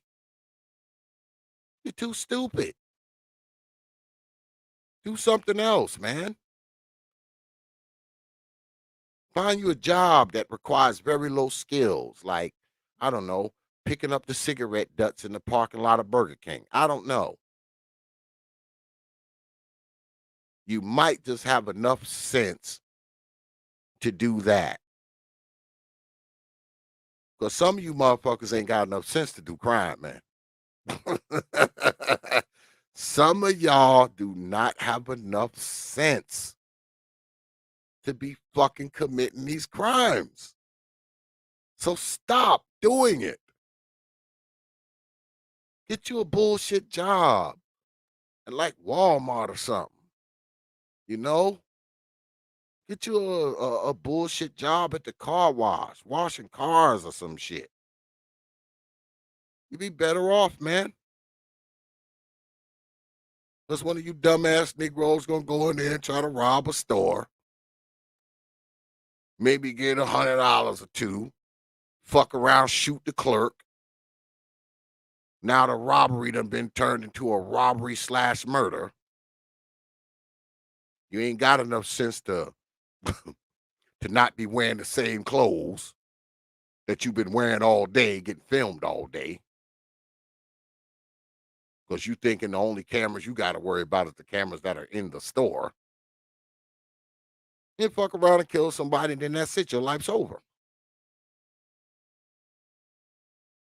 Your ass get out of the penitentiary, you be a fucking senior citizen with no fucking skills. You was living with your old mammy anyway. She dead. So now you ain't got nowhere to go. You all fucked up. You 50, 60 years old and you don't even have skills. That's another thing, man. A lot of us don't have any fucking skills, man.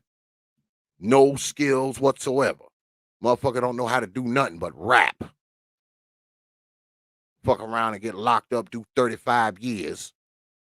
You was 25 when you went in there. Now you're black ass 60. What you gonna do? Come out and cut an album now that you 60? Because the only thing you know, the only thing you knew how to do was rap. You know shit else. Some of us don't have any hard skills, man. Now, mind you, many brothers do. All right? Many brothers do have hard skills. Many brothers do.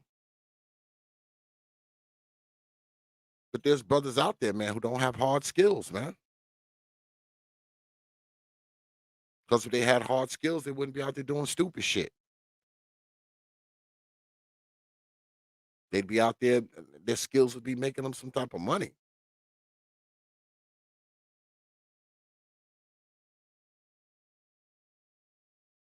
They don't have any skills. Motherfucker still live in grandma's cellar. Motherfucker 35. Still living in grandma's basement and shit.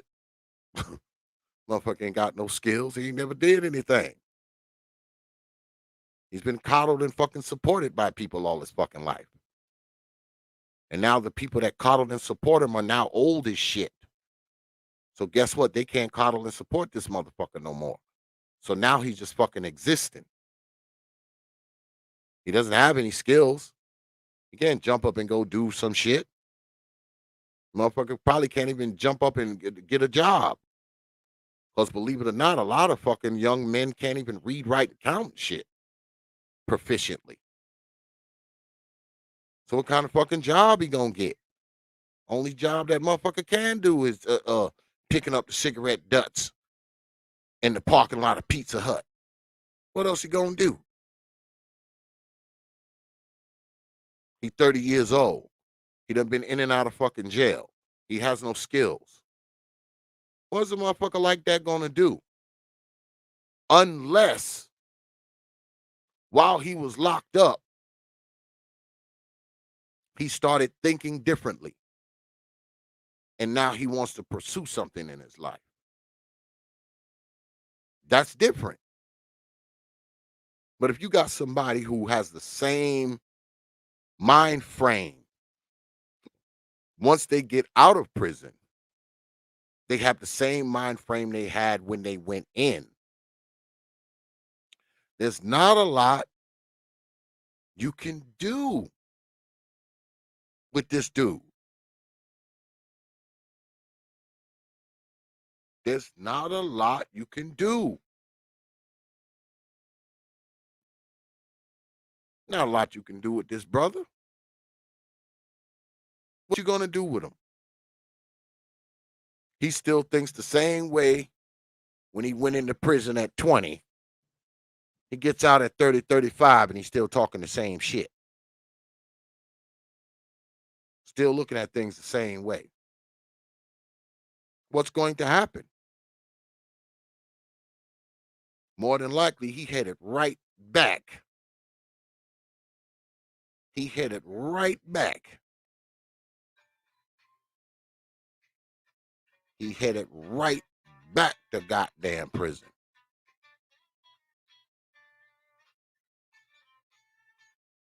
I mean, I know people don't like to hear this, man, but I mean, some of us, man, we're never going to amount to anything. Some of us. And y'all know this. Y'all drive around. Y'all come up off the highway onto the overpass. You see the fucking dude standing out there with the fucking sign, talking to himself, holding a fucking stick, yelling at traffic. It's 2 degrees outside. This motherfucker don't got no shoes on. Talking to the wind. If it's summertime, he got on 9 jackets in August. Still talking to the wind. Some people are beyond your help. I spoke about this before. Do you want the crazy man standing out there with no shoes on? Got on 9 jackets in August? Standing out there with a stick and a shopping cart full of garbage? Talking to himself? Are you going to move him into your house? Hell no, you ain't moving him into your damn house. You ain't even trying to pull over and get him in the car and take him to get some help. Because obviously he need it, right? He's standing out that motherfucking 110-degree weather with 9 coats on, but not one drop of sweat. Yeah, he needs help. But you ain't even going to do that, are you? And you damn sure ain't moving him into your house. And guess what? The people that are related to him, they ain't moving him into their house either. You know, his cousins and brothers and aunts and maybe parents. They don't want that motherfucker in their house. Why would they want a person in their house that's standing outside in 5 below zero weather with no shoes on, standing on the sidewalk yelling at traffic? He's standing in front of 7-Eleven every day in August with 9 jackets on and a shopping cart full of papers, bags, bottles. He got a rotary phone on that motherfucker. And every now and then he stop and act like he talking on it.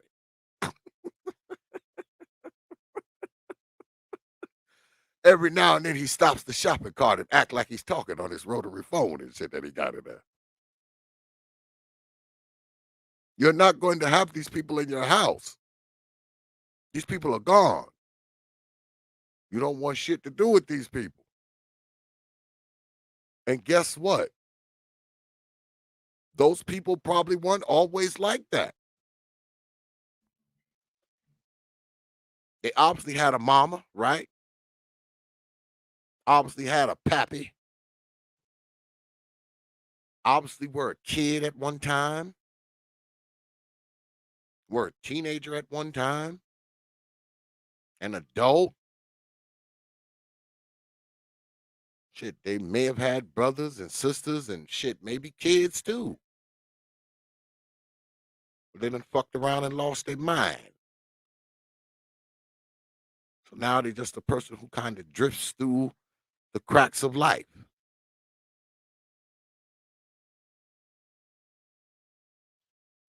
But why don't we help them though?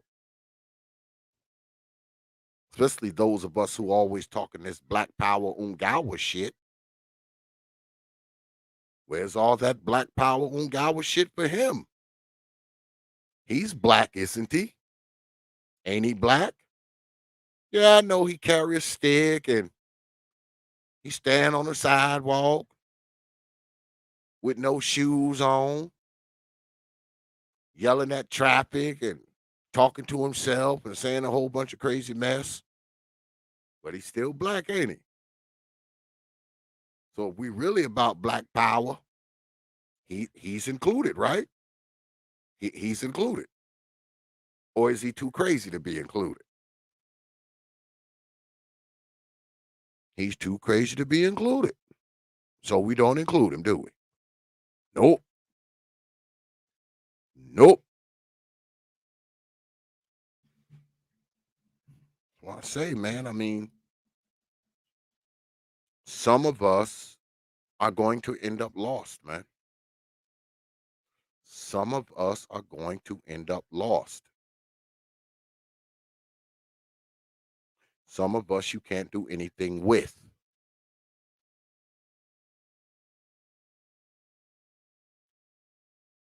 And I know that bothers us because deep down inside, we know that some of these people, man, who get kicked to the wayside, man, some of these people are going to be our people. They're going to be our brothers and sisters, our sons and daughters, our nieces and nephews and shit. But guess what? The crazy man who stands outside of 7-Eleven with 9 fucking jackets on, he's somebody's son too. Yeah, he's somebody's son. He might even be somebody's father, somebody's brother, somebody's uncle.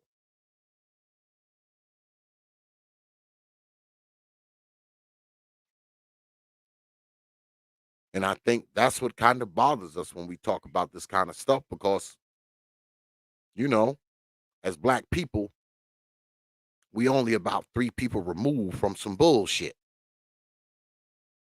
We only about 3 people removed from some really, really dysfunctional shit.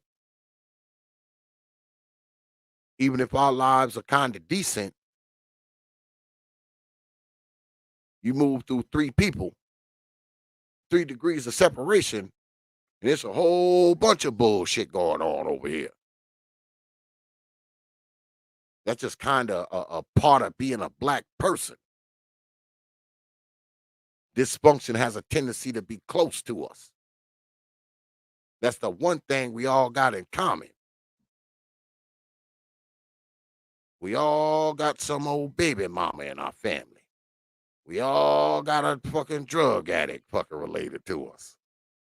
We all got a group of dysfunctional motherfuckers. We all got that cousin or that brother or that nephew always in and out the penitentiary. That's us.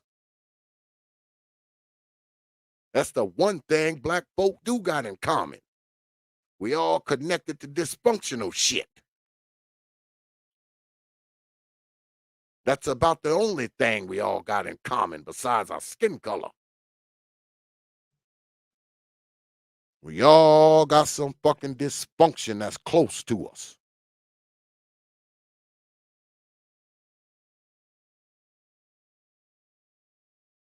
That's one thing I agree on when it comes to all of us having this shit in common. Because we got that in common, don't we?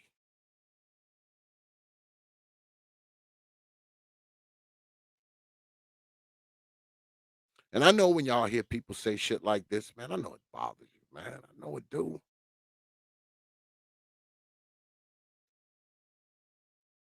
Because you think about that old crackhead cousin of yours that y'all done put in rehab 3 times and never worked. You think about that old brother of yours that's locked up doing 20 and 30 years on some bullshit. He done murdered a motherfucker. You think about that crazy niece or that crazy nephew who got 5 and 6 baby mamas. She got 5 and 6 baby daddies. You think about that. And maybe deep down inside, you feel like you're helpless, man. You can't do nothing. You're helpless. Told you. Survivor's remorse. Survivor's guilt. Because you keep asking yourself, damn, why can't this person straighten up? Why can't this person stop going to prison? Why can't this person get their shit together? I know a lot of y'all feel guilty because the next person ain't worth a shit. Like it's your fault. Like it's your fault.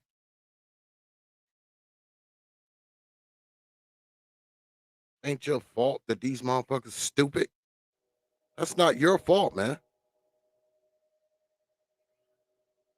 Not your fault they have mental problems.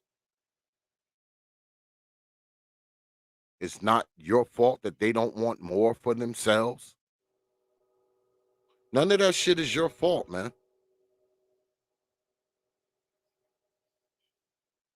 And I think a lot of times as black people, we always want to take the blame for some other shit. We want to take the blame for the whole collective sometimes. That's why we have a tendency to refer back to slavery and all this old kind of shit. Because we want to take the blame for the whole fucking collective, man. In reality, I ain't taking the blame for none of the shit you crazy Negroes do. I ain't taking the blame for none of it. You want to get out there and fuck up your life, it's on you. I blame you. I don't blame nothing else. Blame you. Especially if you're a fully functioning adult, grown ass adult. I'm going to blame you. I'm blaming other people. It's a fucking cop out.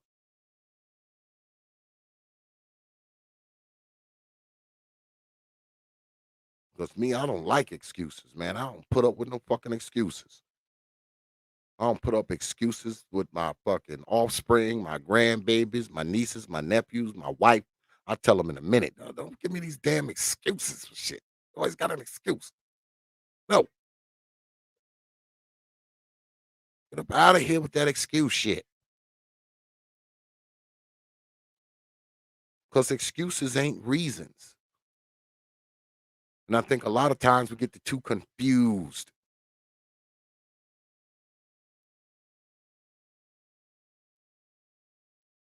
Reasons are more legitimate.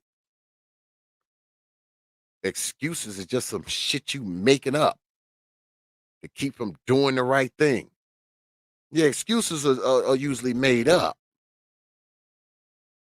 They're made up. Reasons are actually real. Excuses is some shit you done made up because your ass don't want to do a certain thing. Usually the right thing.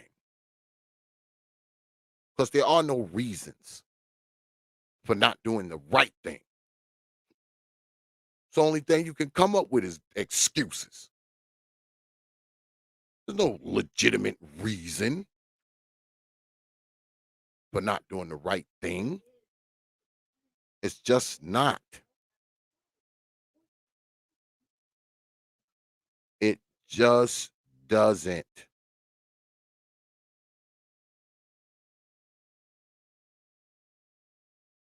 And I think a lot of times, man, we try to put reasons as a substitute for fucking excuses, man. And I don't think that works either. I don't think that works either. I don't. I just don't. But I say again, man, I mean, there's so many different types of black people, man. in this country, in this world. There's so many different types of black folks, man. So to expect all of us to think the same way, act the same way, turn out the same way, you're wishing on a star. Especially thinking we're going to somehow corral all 40 something million of us on YouTube.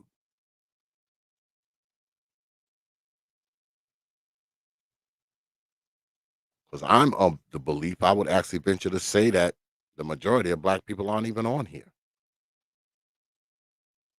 I'm pretty sure there's a significant amount of us on here, but I don't think every single black person is on YouTube.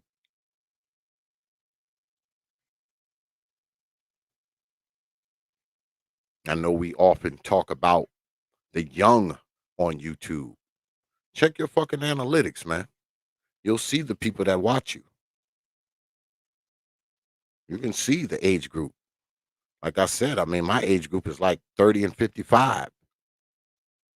You hear people say, man, you got kids that's watching us. Motherfucker, ain't no kids watching you. Ain't no kids watching you. Shit, if kids are watching you, them some irresponsible ass fucking parents. Shit, a lot of us probably don't even have the 18, the between 18 and 25 group watching us. A lot of us don't even have them watching us. You talk about young folks, especially people like me in my age group. The shit I talk about, no fucking teenagers watching this shit. Everybody who watch this shit is 30 and up. That ain't no fucking kid. I know. I got a few 30 year olds in my stable. They ain't kids.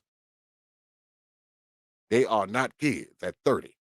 No, the fuck they not. Shit, you ain't a kid at 25. You 25, you ain't no fucking kid. Hell no. I tell them in a minute, do you know what I was doing when I was 25? Motherfucker, you're no kid. You're a kid, 20 and 19, 18, 17 down. Motherfucker, you 25, 30 years old, motherfucker. Your kid, the kid ship has sailed, motherfucker. Yeah, that ship has sailed a long time ago.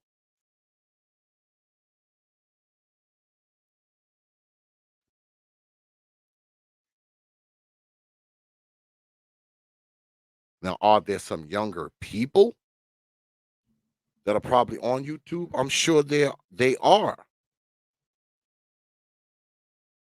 But they don't watch people like me. They don't. According to my analytics, they don't. According to my analytics, they do not. Like I said, people that watch me, 30 and up. Those aren't children. They're not children. And I guarantee you, everybody else who watch me that ain't 30 is probably close to it. They're probably like 27, 28, close to it. Ain't far from it. So the whole, oh man, young people are watching us. You have people my age saying that shit. Motherfucker, ain't no young people watching you, man. Motherfuckers watching you is 30, 35. Yeah, that's younger than you. Yes, it's younger than you. But shit, if your ass 35 and the only way you can straighten your damn life up is by watching YouTube at 35, YouTube is not the problem. Yeah, YouTube's not the problem. Yeah, YouTube ain't the problem. 35, 40 years old, and you just can't get right unless you watch YouTube. YouTube is not the problem, sir. Yeah, YouTube is not the problem. What's good, brother Royston? I see you up there, man. Yeah, YouTube's not the problem, man.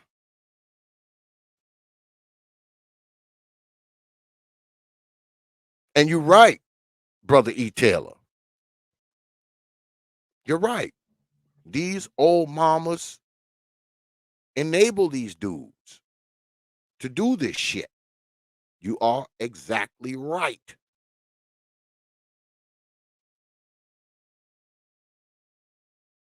But it goes back to her selfishness, right? Remember weeks ago, we talked about old mama's past, right? Mama barely wanted your ass when you was born. Because you was just the result of her banging some dude in a nightclub, or some dude had mom spread eagle in the 66 old some fucking where.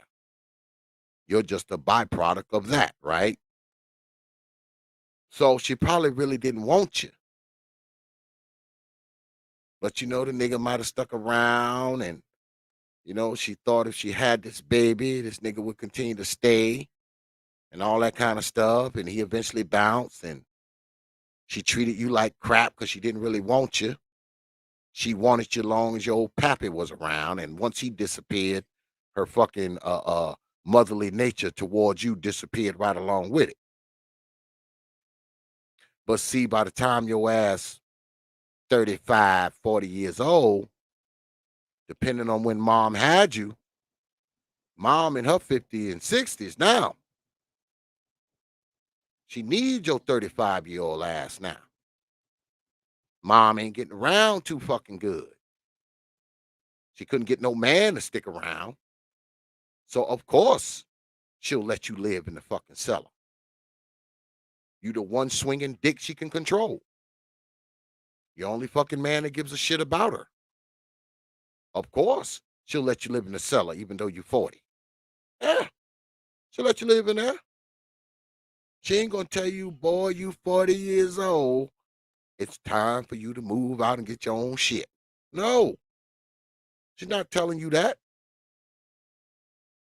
Even though she should have been telling you that when you were 20. When you were 19. She should have been telling you that. But she's not going to tell you that now. She's 63. Your ass 40. She needs you now. Drive her old ass around. Help her with groceries and shit. She needs you now. Of course she's going to let you live in the basement. She don't have a problem with that shit at all. She don't. Not realizing that she made you the motherfucker that you are. Because she fucking enabled you when you was young. She didn't force you to have skills and shit to take care of your own fucking self. No, she didn't force any of that on you when you were younger. So you'll stay in the cellar, mama will die. And once mom die, even if she owned the house, you ain't never did nothing with your fucking life, so you ain't gonna know what the fuck to do with it. If she's still paying a mortgage on it, you ain't gonna be able to do that. If she paid for it outright and bought it, you ain't gonna pay no taxes on the motherfucker. You know how many houses, man, that I've seen get slid right out from under motherfuckers? Because the old grandmama died years ago, house paid off, and these motherfuckers done let the property taxes run up to 12 and 15 and $20,000 worth of taxes.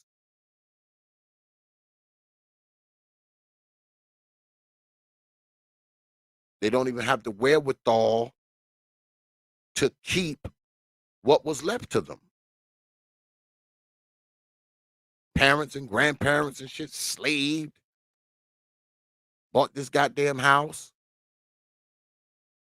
All you got to do is pay the fucking taxes on it, and you let that shit balloon up to $15,000, $20,000.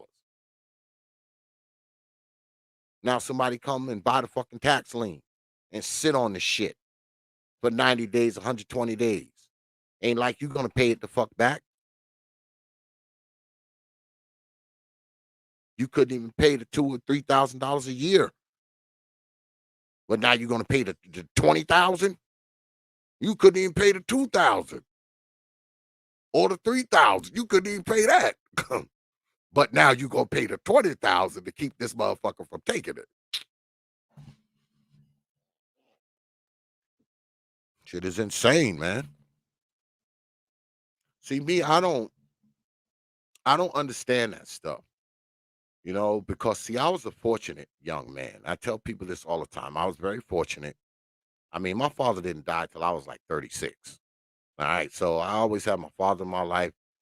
When my father died, my parents had been married for 50 some odd years. I forget. I don't know if it was 52, 54, 56. I don't even remember. But all I know was 50 something years when my dad died. And my dad raised me primarily. Because I come from a house with 9 kids in it, right? There were a lot of us. But see, the thing is that my older siblings are a lot older than I am. There's 8 years, I believe 8.5 years between me and my closest sibling. So by the time I was 9 or 10, guess what? All my older brothers and sisters were gone. It was just me and my little sister. So we got treated different. Um, I had more time with my old man. I spent a lot of time with my old man because I was the only son living in the house. So, I mean, my father taught me every fucking thing I know about tools. He taught me every fucking thing I know about gardening, hunting, using a knife, fighting with a knife, all that kind of shit. My father taught me how to make a fucking bow and arrow from shit in the woods with vines and shit like that. I mean, all that came from my old man. I guess that's why I do what I do now. You know, all that shit came from him. It all came from him. So, and like I said, my father didn't die until I was like in my 30s, man. So, I always had my dad around me. He's always teaching me shit, always showing me lessons. Always, if you was to drop me in the fucking woods right now, come back in 2 weeks, I'll be fine. I would be fine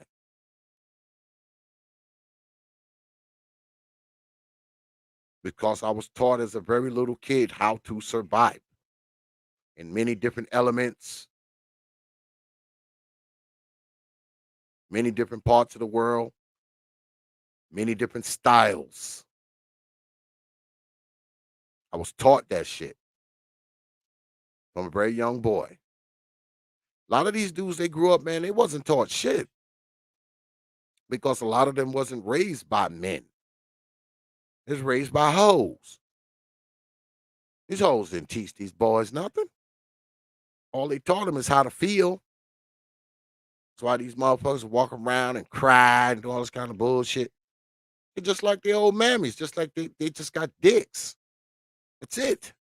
They're just like her. They're just like her. They know what she knows, which is nothing.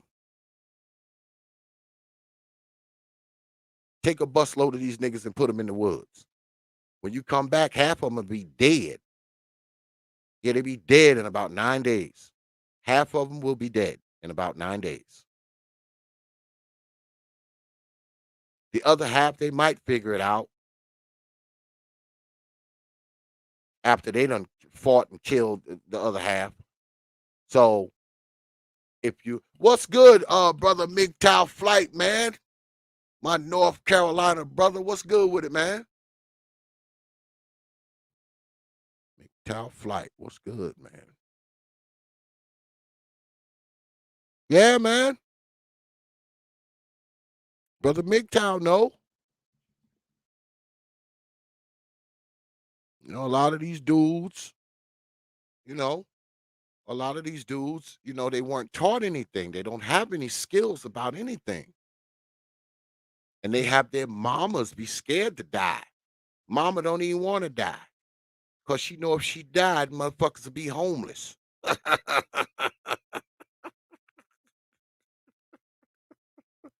They know if she fuck around and die, this motherfucker gonna be homeless, even though the house is paid for. Yeah, because he gonna lose that motherfucker. He ain't gonna lose it. The motherfucking tax note gonna motherfucking run up to $25,000. The fucking city gonna put a lien on that motherfucker. Yeah, they gonna put a lien on it, and the next thing you know, somebody gonna come and pay that fucking lien and get the fucking house. Yeah, they gonna come and get the house. This motherfucker ain't gonna he ain't gonna make sure the taxes paid on it. Shit, mama died. Once he get over the grief of that, he gonna be doing all the shit that's counterintuitive to keep that house. All the shit that's counterintuitive to keeping it, he's gonna be doing all of that. He ain't gonna be thinking about keeping it in the family. He ain't gonna be thinking about paying the taxes or the mortgage or no, no. And if they renting, forget about it. Forget about it. That motherfucker will be hungry, cold, and homeless in about 180 days after mama die. You can set the clock for 180 days once mom die. And before that motherfucker get to zero, he'll be all those things. Hungry, cold, and homeless in about 180 days. Yeah. The motherfuckers are not going to keep what she left. They're not. Not a motherfucker who living in mom's basement. He 35 years old. He is not going to be able to keep whatever the fuck mom left. He's not. It's not like this motherfucker gonna go somewhere and take a crash course in home economics. No, he's not. If anything, he's gonna continue to do the shit that he was doing while mom was alive, or even less than that, or even less. So he's not gonna be able to keep anything she left.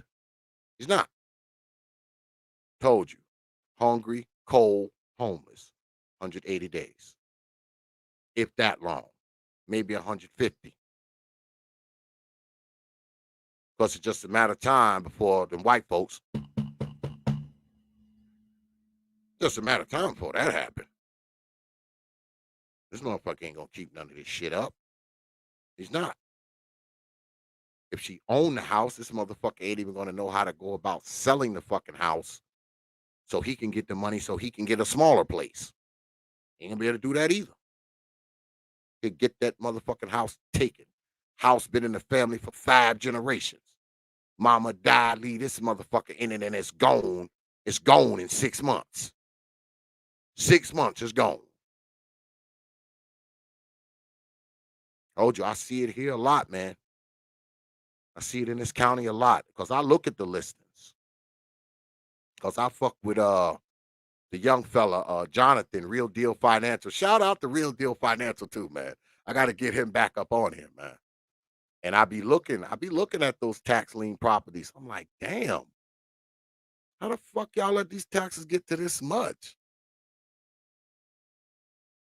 That be them Negroes' mom done died. Grandma done died. House paid for. Motherfucker done let the property taxes get to $30,000. God damn it. Because, they'll let you go for a little while. They'll let you go for a few years, but when that motherfucker creep up to be 10 and 15 and $20,000, they're like, wait a fucking minute, man. And then guess what happens? I know here, there's a lot of corporate real estate companies where they come in with their big old checkbook and they just buy blocks. Then they just sit on the property. for 90 days, 120 days, because you actually have that period, that grace period where you can pay this person their money back plus interest. But if you didn't want to pay the $2,500 a fucking year on the taxes, you gonna now pay the 20,000 that you owe them plus interest? No. So guess what happens next? The people start making the move to take possession of the house. They just go ahead and wait that grace period out. They know you ain't gonna pay it. You didn't want to pay $2,000 a year. No way you're paying me my $20,000 plus interest back. You're not. So I can just wait you out. I wait that grace period out. Your ass ain't paid me my money. So guess what? I start trying to take over the house. I make moves to take over the fucking house. That's the way it works. That's the way it works, people. For the most part. That's the way it works.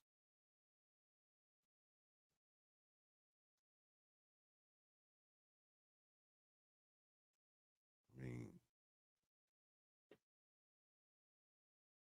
and I've seen quite a few houses fall to the wayside that way, man. Motherfuckers lose the house all because they didn't pay the fucking tax note. But you know, they got a car with rims on it. They got an 85-inch TV. Multiple Xboxes. Multiple PlayStations. But somehow they lose the house over the taxes somehow. These mama's boys, man. Told you I can't really relate to that shit because see, I was never a mama's boy. I was, I cleaved to my father. I mean, that's who I cleaved to when I was a young guy. I wasn't a mama's boy. I mean, my mom, she was a decent enough mother, but I mean, I'm be honest with y'all, man. I would have been a total different person if I didn't have my father. Because I don't think my mom's would have been able to do a good job of raising us by herself. The type of person she was, I don't think she would have been able to raise us by ourselves. All of us would have grew up to be crackheads and dope addicts and in the penitentiary and dead, shit like that. Yeah, that's what would have happened. You know, when I was a young guy, man, I spent a lot of time around my old man. So, he taught me a lot of shit. He taught me how to run a business, how to start one, what to do, handyman skills, landscaping skills, electrical skills, all kinds of shit. I was driving fucking trucks and shit when I was like 11 years old, operating power equipment when I was like 11 years old. Like, I don't like that shit from my old man. So, you know, regardless of anything else, man, I will always have a way as long as I'm functional. I'll always have a way to make a few dollars. I mean, because I have a lot of skills, quite a few. Had a lot of skills when I was younger, quite a few. Nowadays, these dudes they ain't got no fucking skills, man. These young guys, especially a lot of these fucking millennials, those late millennials, all the motherfuckers know is this shit. That's it. This is what they know. They'll probably be excellent fucking thumb wrestlers. Yeah. They'll probably be worldwide champion in thumb wrestling because, this all them motherfuckers do all day. This what young dudes do all day.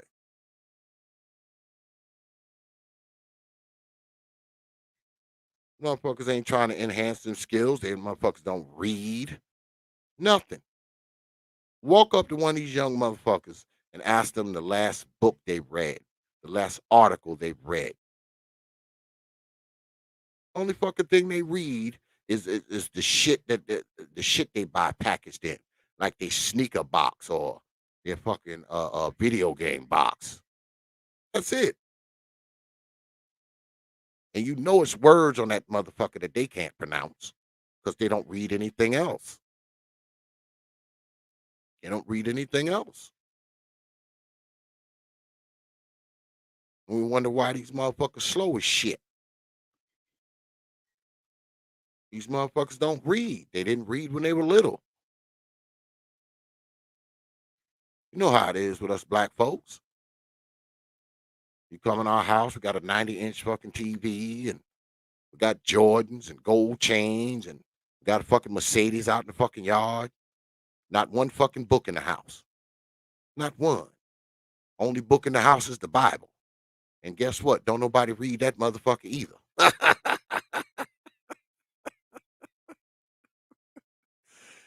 Mama just point at it. She grab it and shit when she yelling at you and shit and speaking in tongues and shit. When she get into her Jesus phase and shit. Everything in the motherfucking house except a book. Which is weird to me. Because, you know, I'm an old fella. I'm in my 50s. But as a child, I mean, we always had motherfucking did we have I'm trying to think encyclopedia, Britannica, World Book encyclopedias. We always had those shits in the house. Always. All the whole volume and the almanac and the fucking dictionary. That shit had its own shelf. We used to use them fucking books to do our homework and shit for years. So I grew up in a house with books in it. I grew up in a house where you had to read and do all that kind of shit. I mean, we had the whole volume of Encyclopedia Britannica. I mean, the atlas, the almanac, the map book, all that. Yeah, we had all that shit in the crib. Yeah, we had all that shit in the crib. So that whole, you know, kids in the house. Yeah, brother MGTOW. My parents too. The whole collection of Encyclopedia Britannica. You know, it had with its own shelf, right? I think the shelf came with the motherfucker when you ordered it. And, you know, the almanac was there. There was a dictionary. There's fucking maps and shit. You remember? You remember? Because I think me and you, we in the same generation. If you grew up with your parents, you had a fucking the whole thing of Encyclopedia Britannica in a shelf at the crib. And guess what? You used them from the time you were little and going to school all the way up to like high school and shit. Because you had the, you know, it was the same volume. It's not like, you know, they updated the volumes, right? It was the same volumes. The motherfuckers never got updated. It was the same collection. Yeah, the same collection. I know that's how it was with me. I mean, I moved out of my parents' house when I was 17 years old, right? My senior year of high school, I moved out of my parents' house. I had my own apartment. But when I moved out of there, they still had that fucking Encyclopedia Britannica. And I think they bought that shit when I was like 5. When I was 17, that same fucking collection, that same shelf was still in the living room. Still in the living room. No shit. Yeah. So when you have oh, so you was raised by older folks. You a millennial. Okay. You was raised by older folks. Yeah, I remember you telling me the story about your mom and shit like that. If I remember correctly, you said that when your adopted parents got you, you was in like a whole body cast and you was a baby, something like that. Am I getting that right, brother MGTOW? You said that when you got adopted, I guess you was a few months old and you was in a body cast, right? Something like that. You know I'm old, man. You have to okay, yeah. You know I'm old, MGTOW. Sometimes I be forgetting shit, man. I be forgetting shit, brother. Yeah, man. And that's fucked up. That's fucked up. I well, you know about this. I had looked because you told me to look your mom's up, and your mom, where she was out there, people knew who she was. She used to hang out outside the law office out there. Are you aware of that? Because I actually, I researched your mom, man. You put her name out there to research. But when before she died, she actually used to hang out like outside of she used to hang out outside was that the courthouse or the law office? I don't remember. Yeah, I don't remember. And everybody knew who she was, man. They was really, really heartbroken when your mom's died, if memory serves me correct, brother.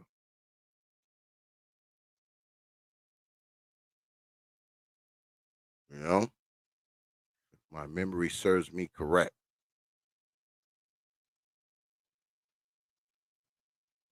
Oh shit, brother Nagone in here. What's good with it, brother Nagone? Come your ass up here, man. Come your ass up in here.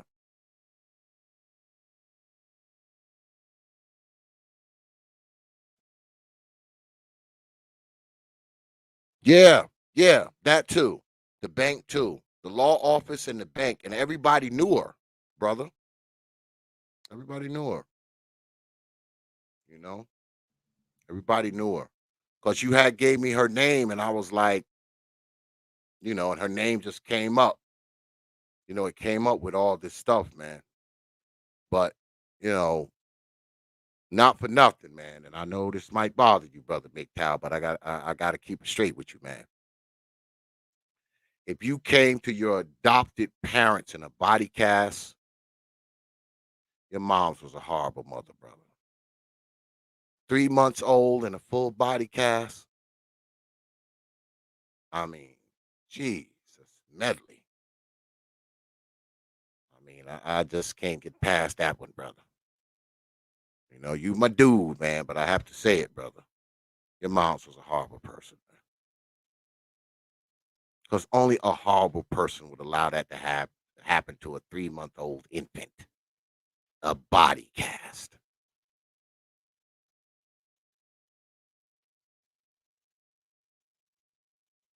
You know, man, it's fucked up. You know, lucky you, man. Some people came along, man, and took you in, man, and raised you. And you seem like a decent brother to me. They raised you into a decent brother, man. You know, they raised you into a decent brother. You know, probably the best thing happened to you was getting away from her, man. That probably was the best thing to happen to you, brother. You know, let's see what they're going talking about. Oh, just coming through to give me some support, huh? God damn it.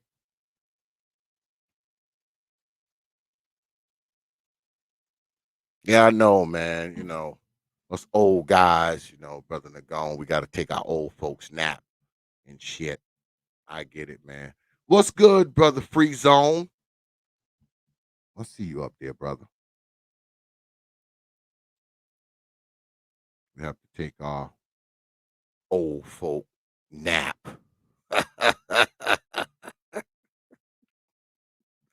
Our old man nap and shit.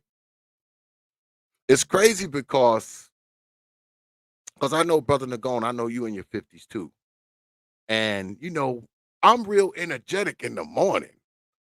But once it get around this time, shit really starts to slow down. Yeah, man, shit starts to slow down. Starts to slow down just a tad. It does. Starts to slow down, man. We energetic like a motherfucker in the morning, though, boy.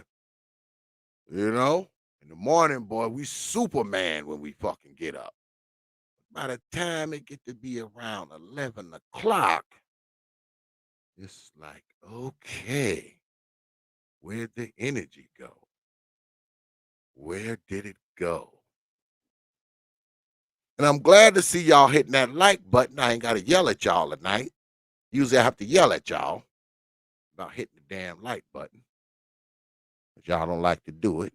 Y'all don't want to take those 2 seconds and hit that damn thumb. Y'all can't hit the well, y'all can hit the dislike. I just won't see it. I won't see it, so it won't register. So, you know, it won't register. I have to go like through my yeah, brother Nagone. We gotta take our old man nap and shit. Cause you know, once it get to be around this time, I don't know about you, brother Nagone, but once it get to be around this time, it's like, all right. Cause there was a time where I could come up on this shit and be on here, man, probably 5 hours and shit. You look at some of my streams now, the motherfuckers, 2 hours, 3 hours. You might can get me up here for 4, possibly. There's a time, man, I'd be up here, boy, 6 hours, boys, talking. No. Once it get to be about 3 hours, it's like, okay. I'm looking at my watch, stifling yawns and shit. You know? Run out of gas, boy, once it get to be around 11, 12. I ain't even lying to y'all. I'm being honest, man. Once it get to be about 11, 12 o'clock, I'm running out of gas like a motherfucker. I'd be happy motherfuckers be up here talking. Yeah, they be up here talking, you know. And I got these, these earphones and shit. You know, most of the earphones that I have are wireless, so I can walk away from this motherfucker and go and get me something to drink, something to eat to get some energy up while Negroes be talking. I walk on off. I can still hear them. Yeah, I can still hear them. But these damn things got pretty good range, man. Like, I think these jokers here, I don't know what the yardage is exactly, but I can get pretty far in my backyard and still listen to my computer. Um, a lot of times what I do is I just go ahead and I hook them up to my phone, but I mean, I can hear my computer and I'll be pretty far in the backyard, back there fucking with my dog and shit. And I can still hear, you know, duty. These are pretty good, these are pretty good earphones, these ones right here. Um, I bought these because the other ones I had fucked up. And I have another pair that's Bluetooth, but the fucking earpiece, they still work, but the damn earpiece, that shit fell off. It hang and shit, off the wire. So I don't like them motherfuckers no more. But yeah, man, I put these motherfuckers on and I walk off. And while, y'all Negroes be up here talking, a lot of times, shit, I be out and back. I be on the deck smoking a cigar and shit, just listening. I just be listening, you know? And I'd be like, yeah, let me go back in here and, try to corral these Negroes, Yeah, I'm being honest with y'all. Being honest, because, you know, when you get this age, right? One thing I've noticed about being this age, you don't fight being tired or sleepy or anything like that. When you're younger, you fight it. You want to stay up. When you get this age, you don't fight that shit. You get tired, you get your ass in bed and go sleep. You don't try to, you don't try to stretch it out. You don't. Nope. But you be right back up, man, early. Like, you get up pretty early. You get out the bed. Once you get over your fucking back hurting like a motherfucker. You know, because when you get my age, you get in and out of the bed in pieces, right? There was a time when you could just run and jump in the fucking bed, right? Now you get in the bed in pieces, one arm, then one leg, then another arm, then another leg. You get in the fucking bed in pieces. And in the morning, you do the same shit. Because it was a time when you could just jump up and spring out the fucking bed and shit. Now you get out that motherfucking pieces, don't you? One leg, then another arm, then the next leg, then the other arm, then you sit up. I know that's how I do it. I don't know about y'all. Should I get out of bed at about 5 pieces? Yeah, about 5 pieces. And 5 pieces getting in. I don't run and jump in that motherfucker no more. No. Hell no. Land the wrong way. That's it. So you get it in nice, even pieces. Arm, leg, arm, a leg, a head.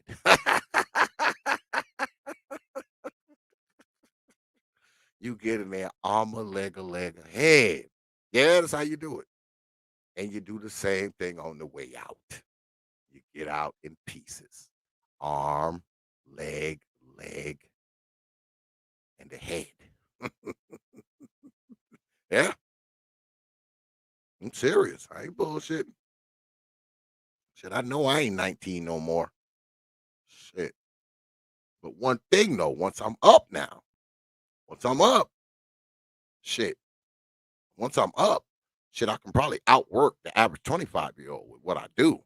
Once I'm up, all right, I'll take the best motherfuckers in their 20s, boy, and I'll run them through their paces. Oh, absolutely. The motherfuckers will get tired before I will, too. Yeah, they'll get tired before me. Yes, they will. Get us out there, we get the pounding on the motherfucking machines and shit. Shit. They'll be ready to fucking sit down before I will. Guaranteed. Because, see, once I'm up, I'm up. That's it. Once I'm up, I'm up. Now, once I'm down, I'm down. Because I can sleep through a goddamn tornado slash monsoon slash hurricane slash lightning storm. Yeah, I can sleep through all that shit. So once I'm down, I'm down. But once I'm up, I'm up. And I'll take them young boys through their fucking paces. Boy, I have them out there breathing, coughing, spitting, hacking like nobody's business. I'll be standing out there smoking cigars like nothing ain't even happening. And that's the truth. And every fucking body around me knows it.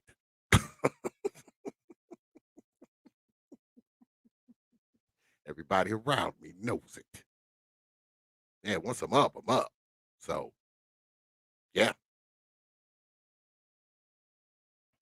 good genetics, man. My old man was like that too. I think he worked up until the time he was 64.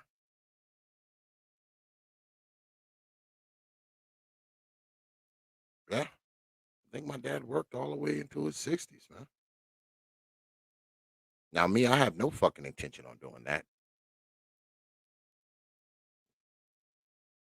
By the time I'm 60, goddamn it, I'm well within not doing too much of nothing at 60, except collecting money. It's about it. It's about all the work I want to be doing by the time I'm 60 is collecting money. That's about it. Yeah, that's about it. But yeah. But this turned into a nice little chat with you good folks, man. Shit. I've been running my mouth for 2 hours and some goddamn change, boy. Time flies, you know. And my boy MGTOW came through, brother Nagone came through. Glad I stayed, man. Because I could have just said, fuck it. I'm out. But I figured I'd sit up here, man, and try to turn it into something, man. Um, I guess, man, I'm gonna try to get Gabe back in here at some point. Yeah, I'm gonna try to get him back in here.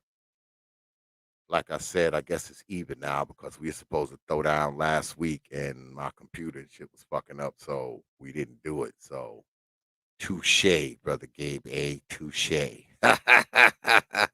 But I know he's gonna come through though, because like I said, he did write me right before we started. He was like, X, I forgot, time zones and shit like that. He's traveling or whatever. So, it is what it is. Shit happens.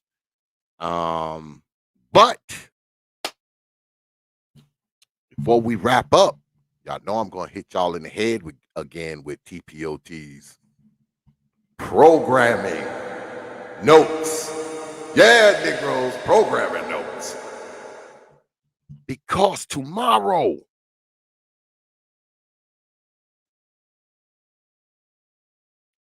good mother will be here. Oh, let me turn this damn TV off. God damn it. Turn that off. Good mother will be here tomorrow night. And she has some interesting takes on things, man. Yeah. Tomorrow's gonna be a fucking barn burner, boy. It's gonna be a lot of hurt feelings tomorrow. I'm telling you. I'm going to make sure of it. Yeah, I'm gonna make sure of it. Because we're gonna be talking black folk stuff, white folk stuff, men stuff, women stuff, the whole gambit. Yeah. Like I said before, all of the questions that you don't want this white lady answering, I'm going to ask all of them. I will be asking all of them. All of the questions that you don't want me to ask her, I will be asking her. And from what I've seen of her, she's not going to have any problem answering them. She going to make you motherfuckers mad. Boy, you motherfuckers' feelings going to be hurt tomorrow. Yes, they are. And I'm going to enjoy every fucking minute of it. I'm going to enjoy it. Yeah, I'm going to enjoy it. So make sure you hear tomorrow, 9 p.m. Eastern time, because the good mother will be here. And it's going to be a fucking barn burner. I promise. I'll probably lose some subs. Motherfuckers be like, Ed, you know, why you got this white lady up here saying this stuff? Yeah, all of that tomorrow. All of that's happening tomorrow, Negroes. I can't wait. Because she's very candid. She don't pull any punches. She gonna hurt you motherfuckers' feelings tomorrow. But that's what we got going on. Friday night, Negroes. And then, of course, we end the week off with my man, Brother Supreme. He'll be squaring off in the Digital Squared Circle Saturday night, 8 p.m. Eastern Time, right here on the T.P.O.T YouTube page. You Negroes know.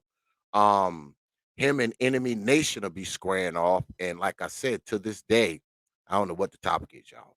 I have no idea. I've been saying this for almost 2 weeks. I don't know what the hell they're going to be debating. I spoke to Brother Supreme today, earlier today.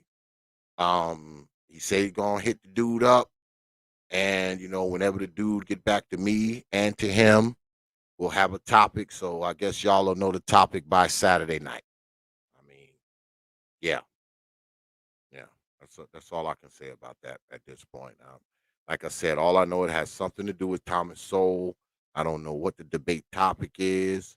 I know Brother Supreme said they might be debating a video that the brother made about Thomas Sowell. That might be the topic, but something to do with Thomas Sowell. That's all I know, y'all. And I know that's fucked up, but honestly, that's all I know, y'all. All I know is it's happening Saturday. Hopefully by Saturday they have it figured out. They're gonna square off, do the debate.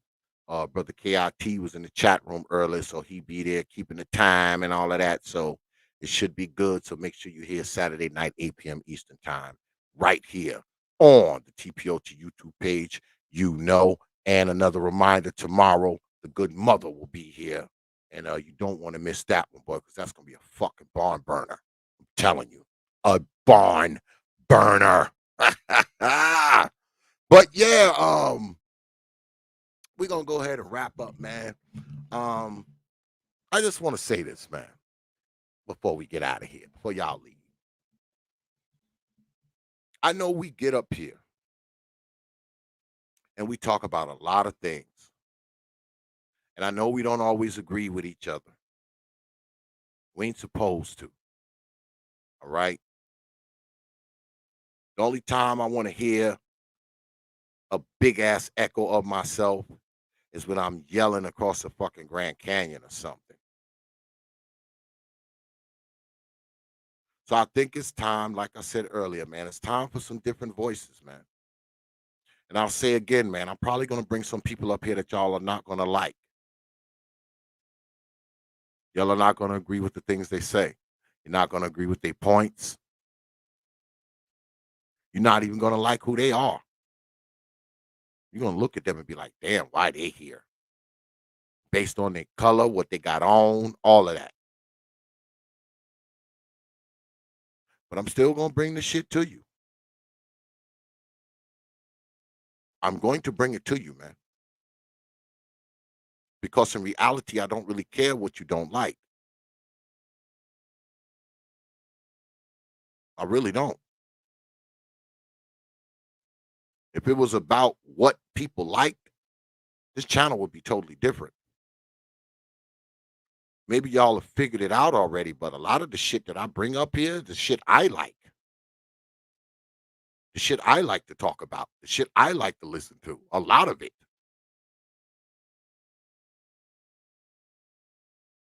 And I know that that may seem selfish, but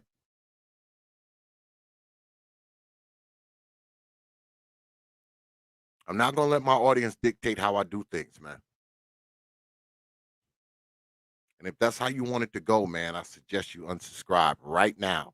Go right into your fucking, hit that button right underneath here, wherever the fuck it is, right here, somewhere down there. Hit that unsubscribe button now, man.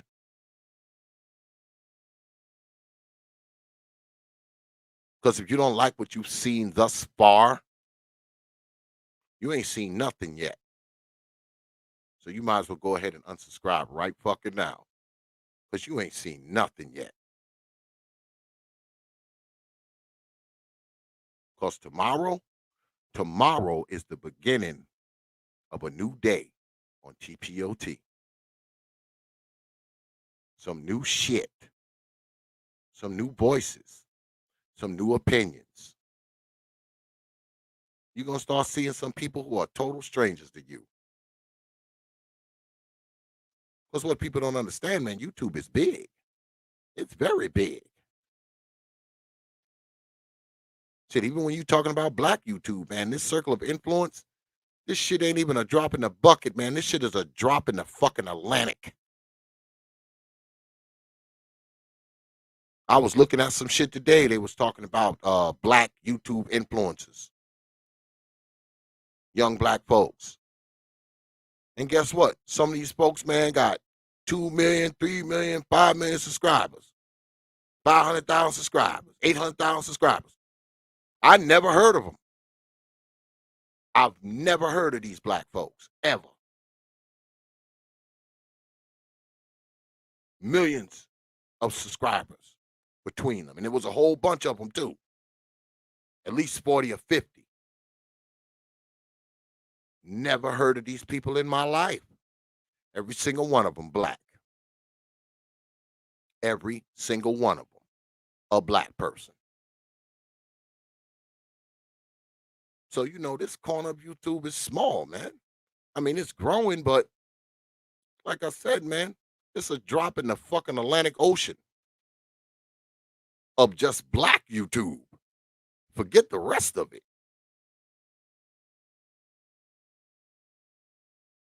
So what we're going to be doing over here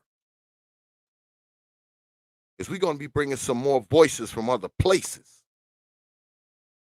from other parts of this YouTube stuff. And we're going to be bringing them to you. Good, bad, ugly, or indifferent. That's what's going to be going on. So like I said, you got a problem with that. now's the time to unsubscribe.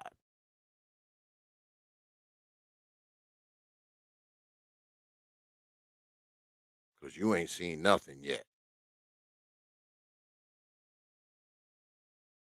But we'll see. Like I said, I ain't here to change your damn mind. I come here to seek a few that might be open. That's it. And see, I can't open it for you. Notice T.P.O.T's tagline is open your mind. Not let us open it for you. Open it for your damn self. That's what we mean. We're not going to open it for you. We can't do that.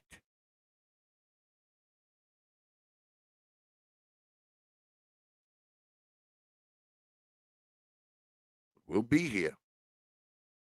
Right here. On the T.P.O.T YouTube page. You Negroes know. All right? All right. So, we're going to go ahead and wrap this up. I mean, like I said, those of you who came here to see Brother Gabe couldn't make it. Maybe I can get him in here next week. I appreciate y'all, man, showing up tonight, man. As always, like I always say, you could have spent your Thursday night anywhere. You decided to spend it here. It is appreciated, man. I don't take you lightly, man. I never have, and I never will. You got my word on that. You know, I appreciate all you good folks, man. The ones who hang out there and the ones who hang out in here. So,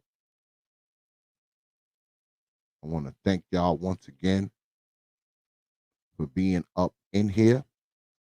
And as always, I will leave you with 3 words. You know, like I always do. Open your mind. Hours of power.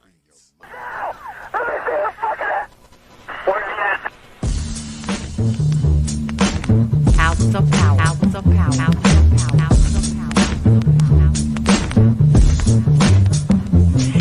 And so a community is where you control your police, you control your commerce, you control your education, you control your house. We don't control none of that. We live in a hood. Huh? Well, what about the Negroes that get out? Oh, well, say, my cousin, they say he's a multi-millionaire, almost got $1 billion. The Proper Thought 3 Series. PhDs and working on 2 more. Driving down the street in Chicago in his Rolls Royce, enjoying himself, and he hears these sirens and looks through the mirror and see this cop car flashing lights. He squeezed the steering wheel, man. Heart beats fast. Because he knows the price of a Negro, what it could be. And then when that cop car passed him by, he said, thank God he wasn't after you in the first place, punk. That Negro thing you can't get away from. It's universal. They wasn't coming after you. With all your millions, with your Rolls Royce, with your PhD, didn't help. That's the hood. Why do you think you never pick up the paper 3D over and over and see white families travel? You think there's thousands of black cops in America. Why don't you see white families crying as black cops shot my loved one 40 times in the back of the head? Why do you think black cops don't do that? You think they're more spiritual? Think they're better? No! They got enough sense to know that white folks ain't gonna tolerate it. And I will stop in our neighborhood when we decide we will not tolerate it. Now, if we was organized, which is hard to organize people who are just gonna run crazy and you don't know you're crazy. But if we were, with the money we have, and the many people who would come to our aid that don't know what it's like to be a Negro, and we said, if we said, look, we saying if we don't get a federal law to deal with police brutality, that anytime a cop or anybody carry a gun, have to have a license just like you do to drive a car. And if you use it wrongly, you'll lose your license. And if it's upheld, you can never work again as a cop or a store guard or a private detective. How do you get Congress to push that through? Well, you take your economic power and you call on your friends, black, white, young and old, and say, this coming Christmas, if we don't have a federal law to outlaw police brutality by law, then we call them for a nationwide boycott of Christmas and it'll start on Thanksgiving. Well, let me tell you what that means. 79% of all retail in America happens between Thanksgiving and Christmas. People stay in business all year, lose money just for Christmas, huh? Well, what happens now? Sac Fifth Avenue, Toys R Us, Sears and Roebuck, Westinghouse. They will get the bill, and all they got to do is make one phone call and say, Harry, that's the senator, I want that bill pushed through in 3 days. Okay, it's an economic thing. It's that simple. But we have the power, but the system has wiped us out so bad. Hours of power. Hours of power. Hours of power. Copy. San Lincoln 6. Go ahead. Clear suspect down, 10-4. That's 10-4. The officer's code 4. We have one suspect that's been shot. Open your mind, your mind.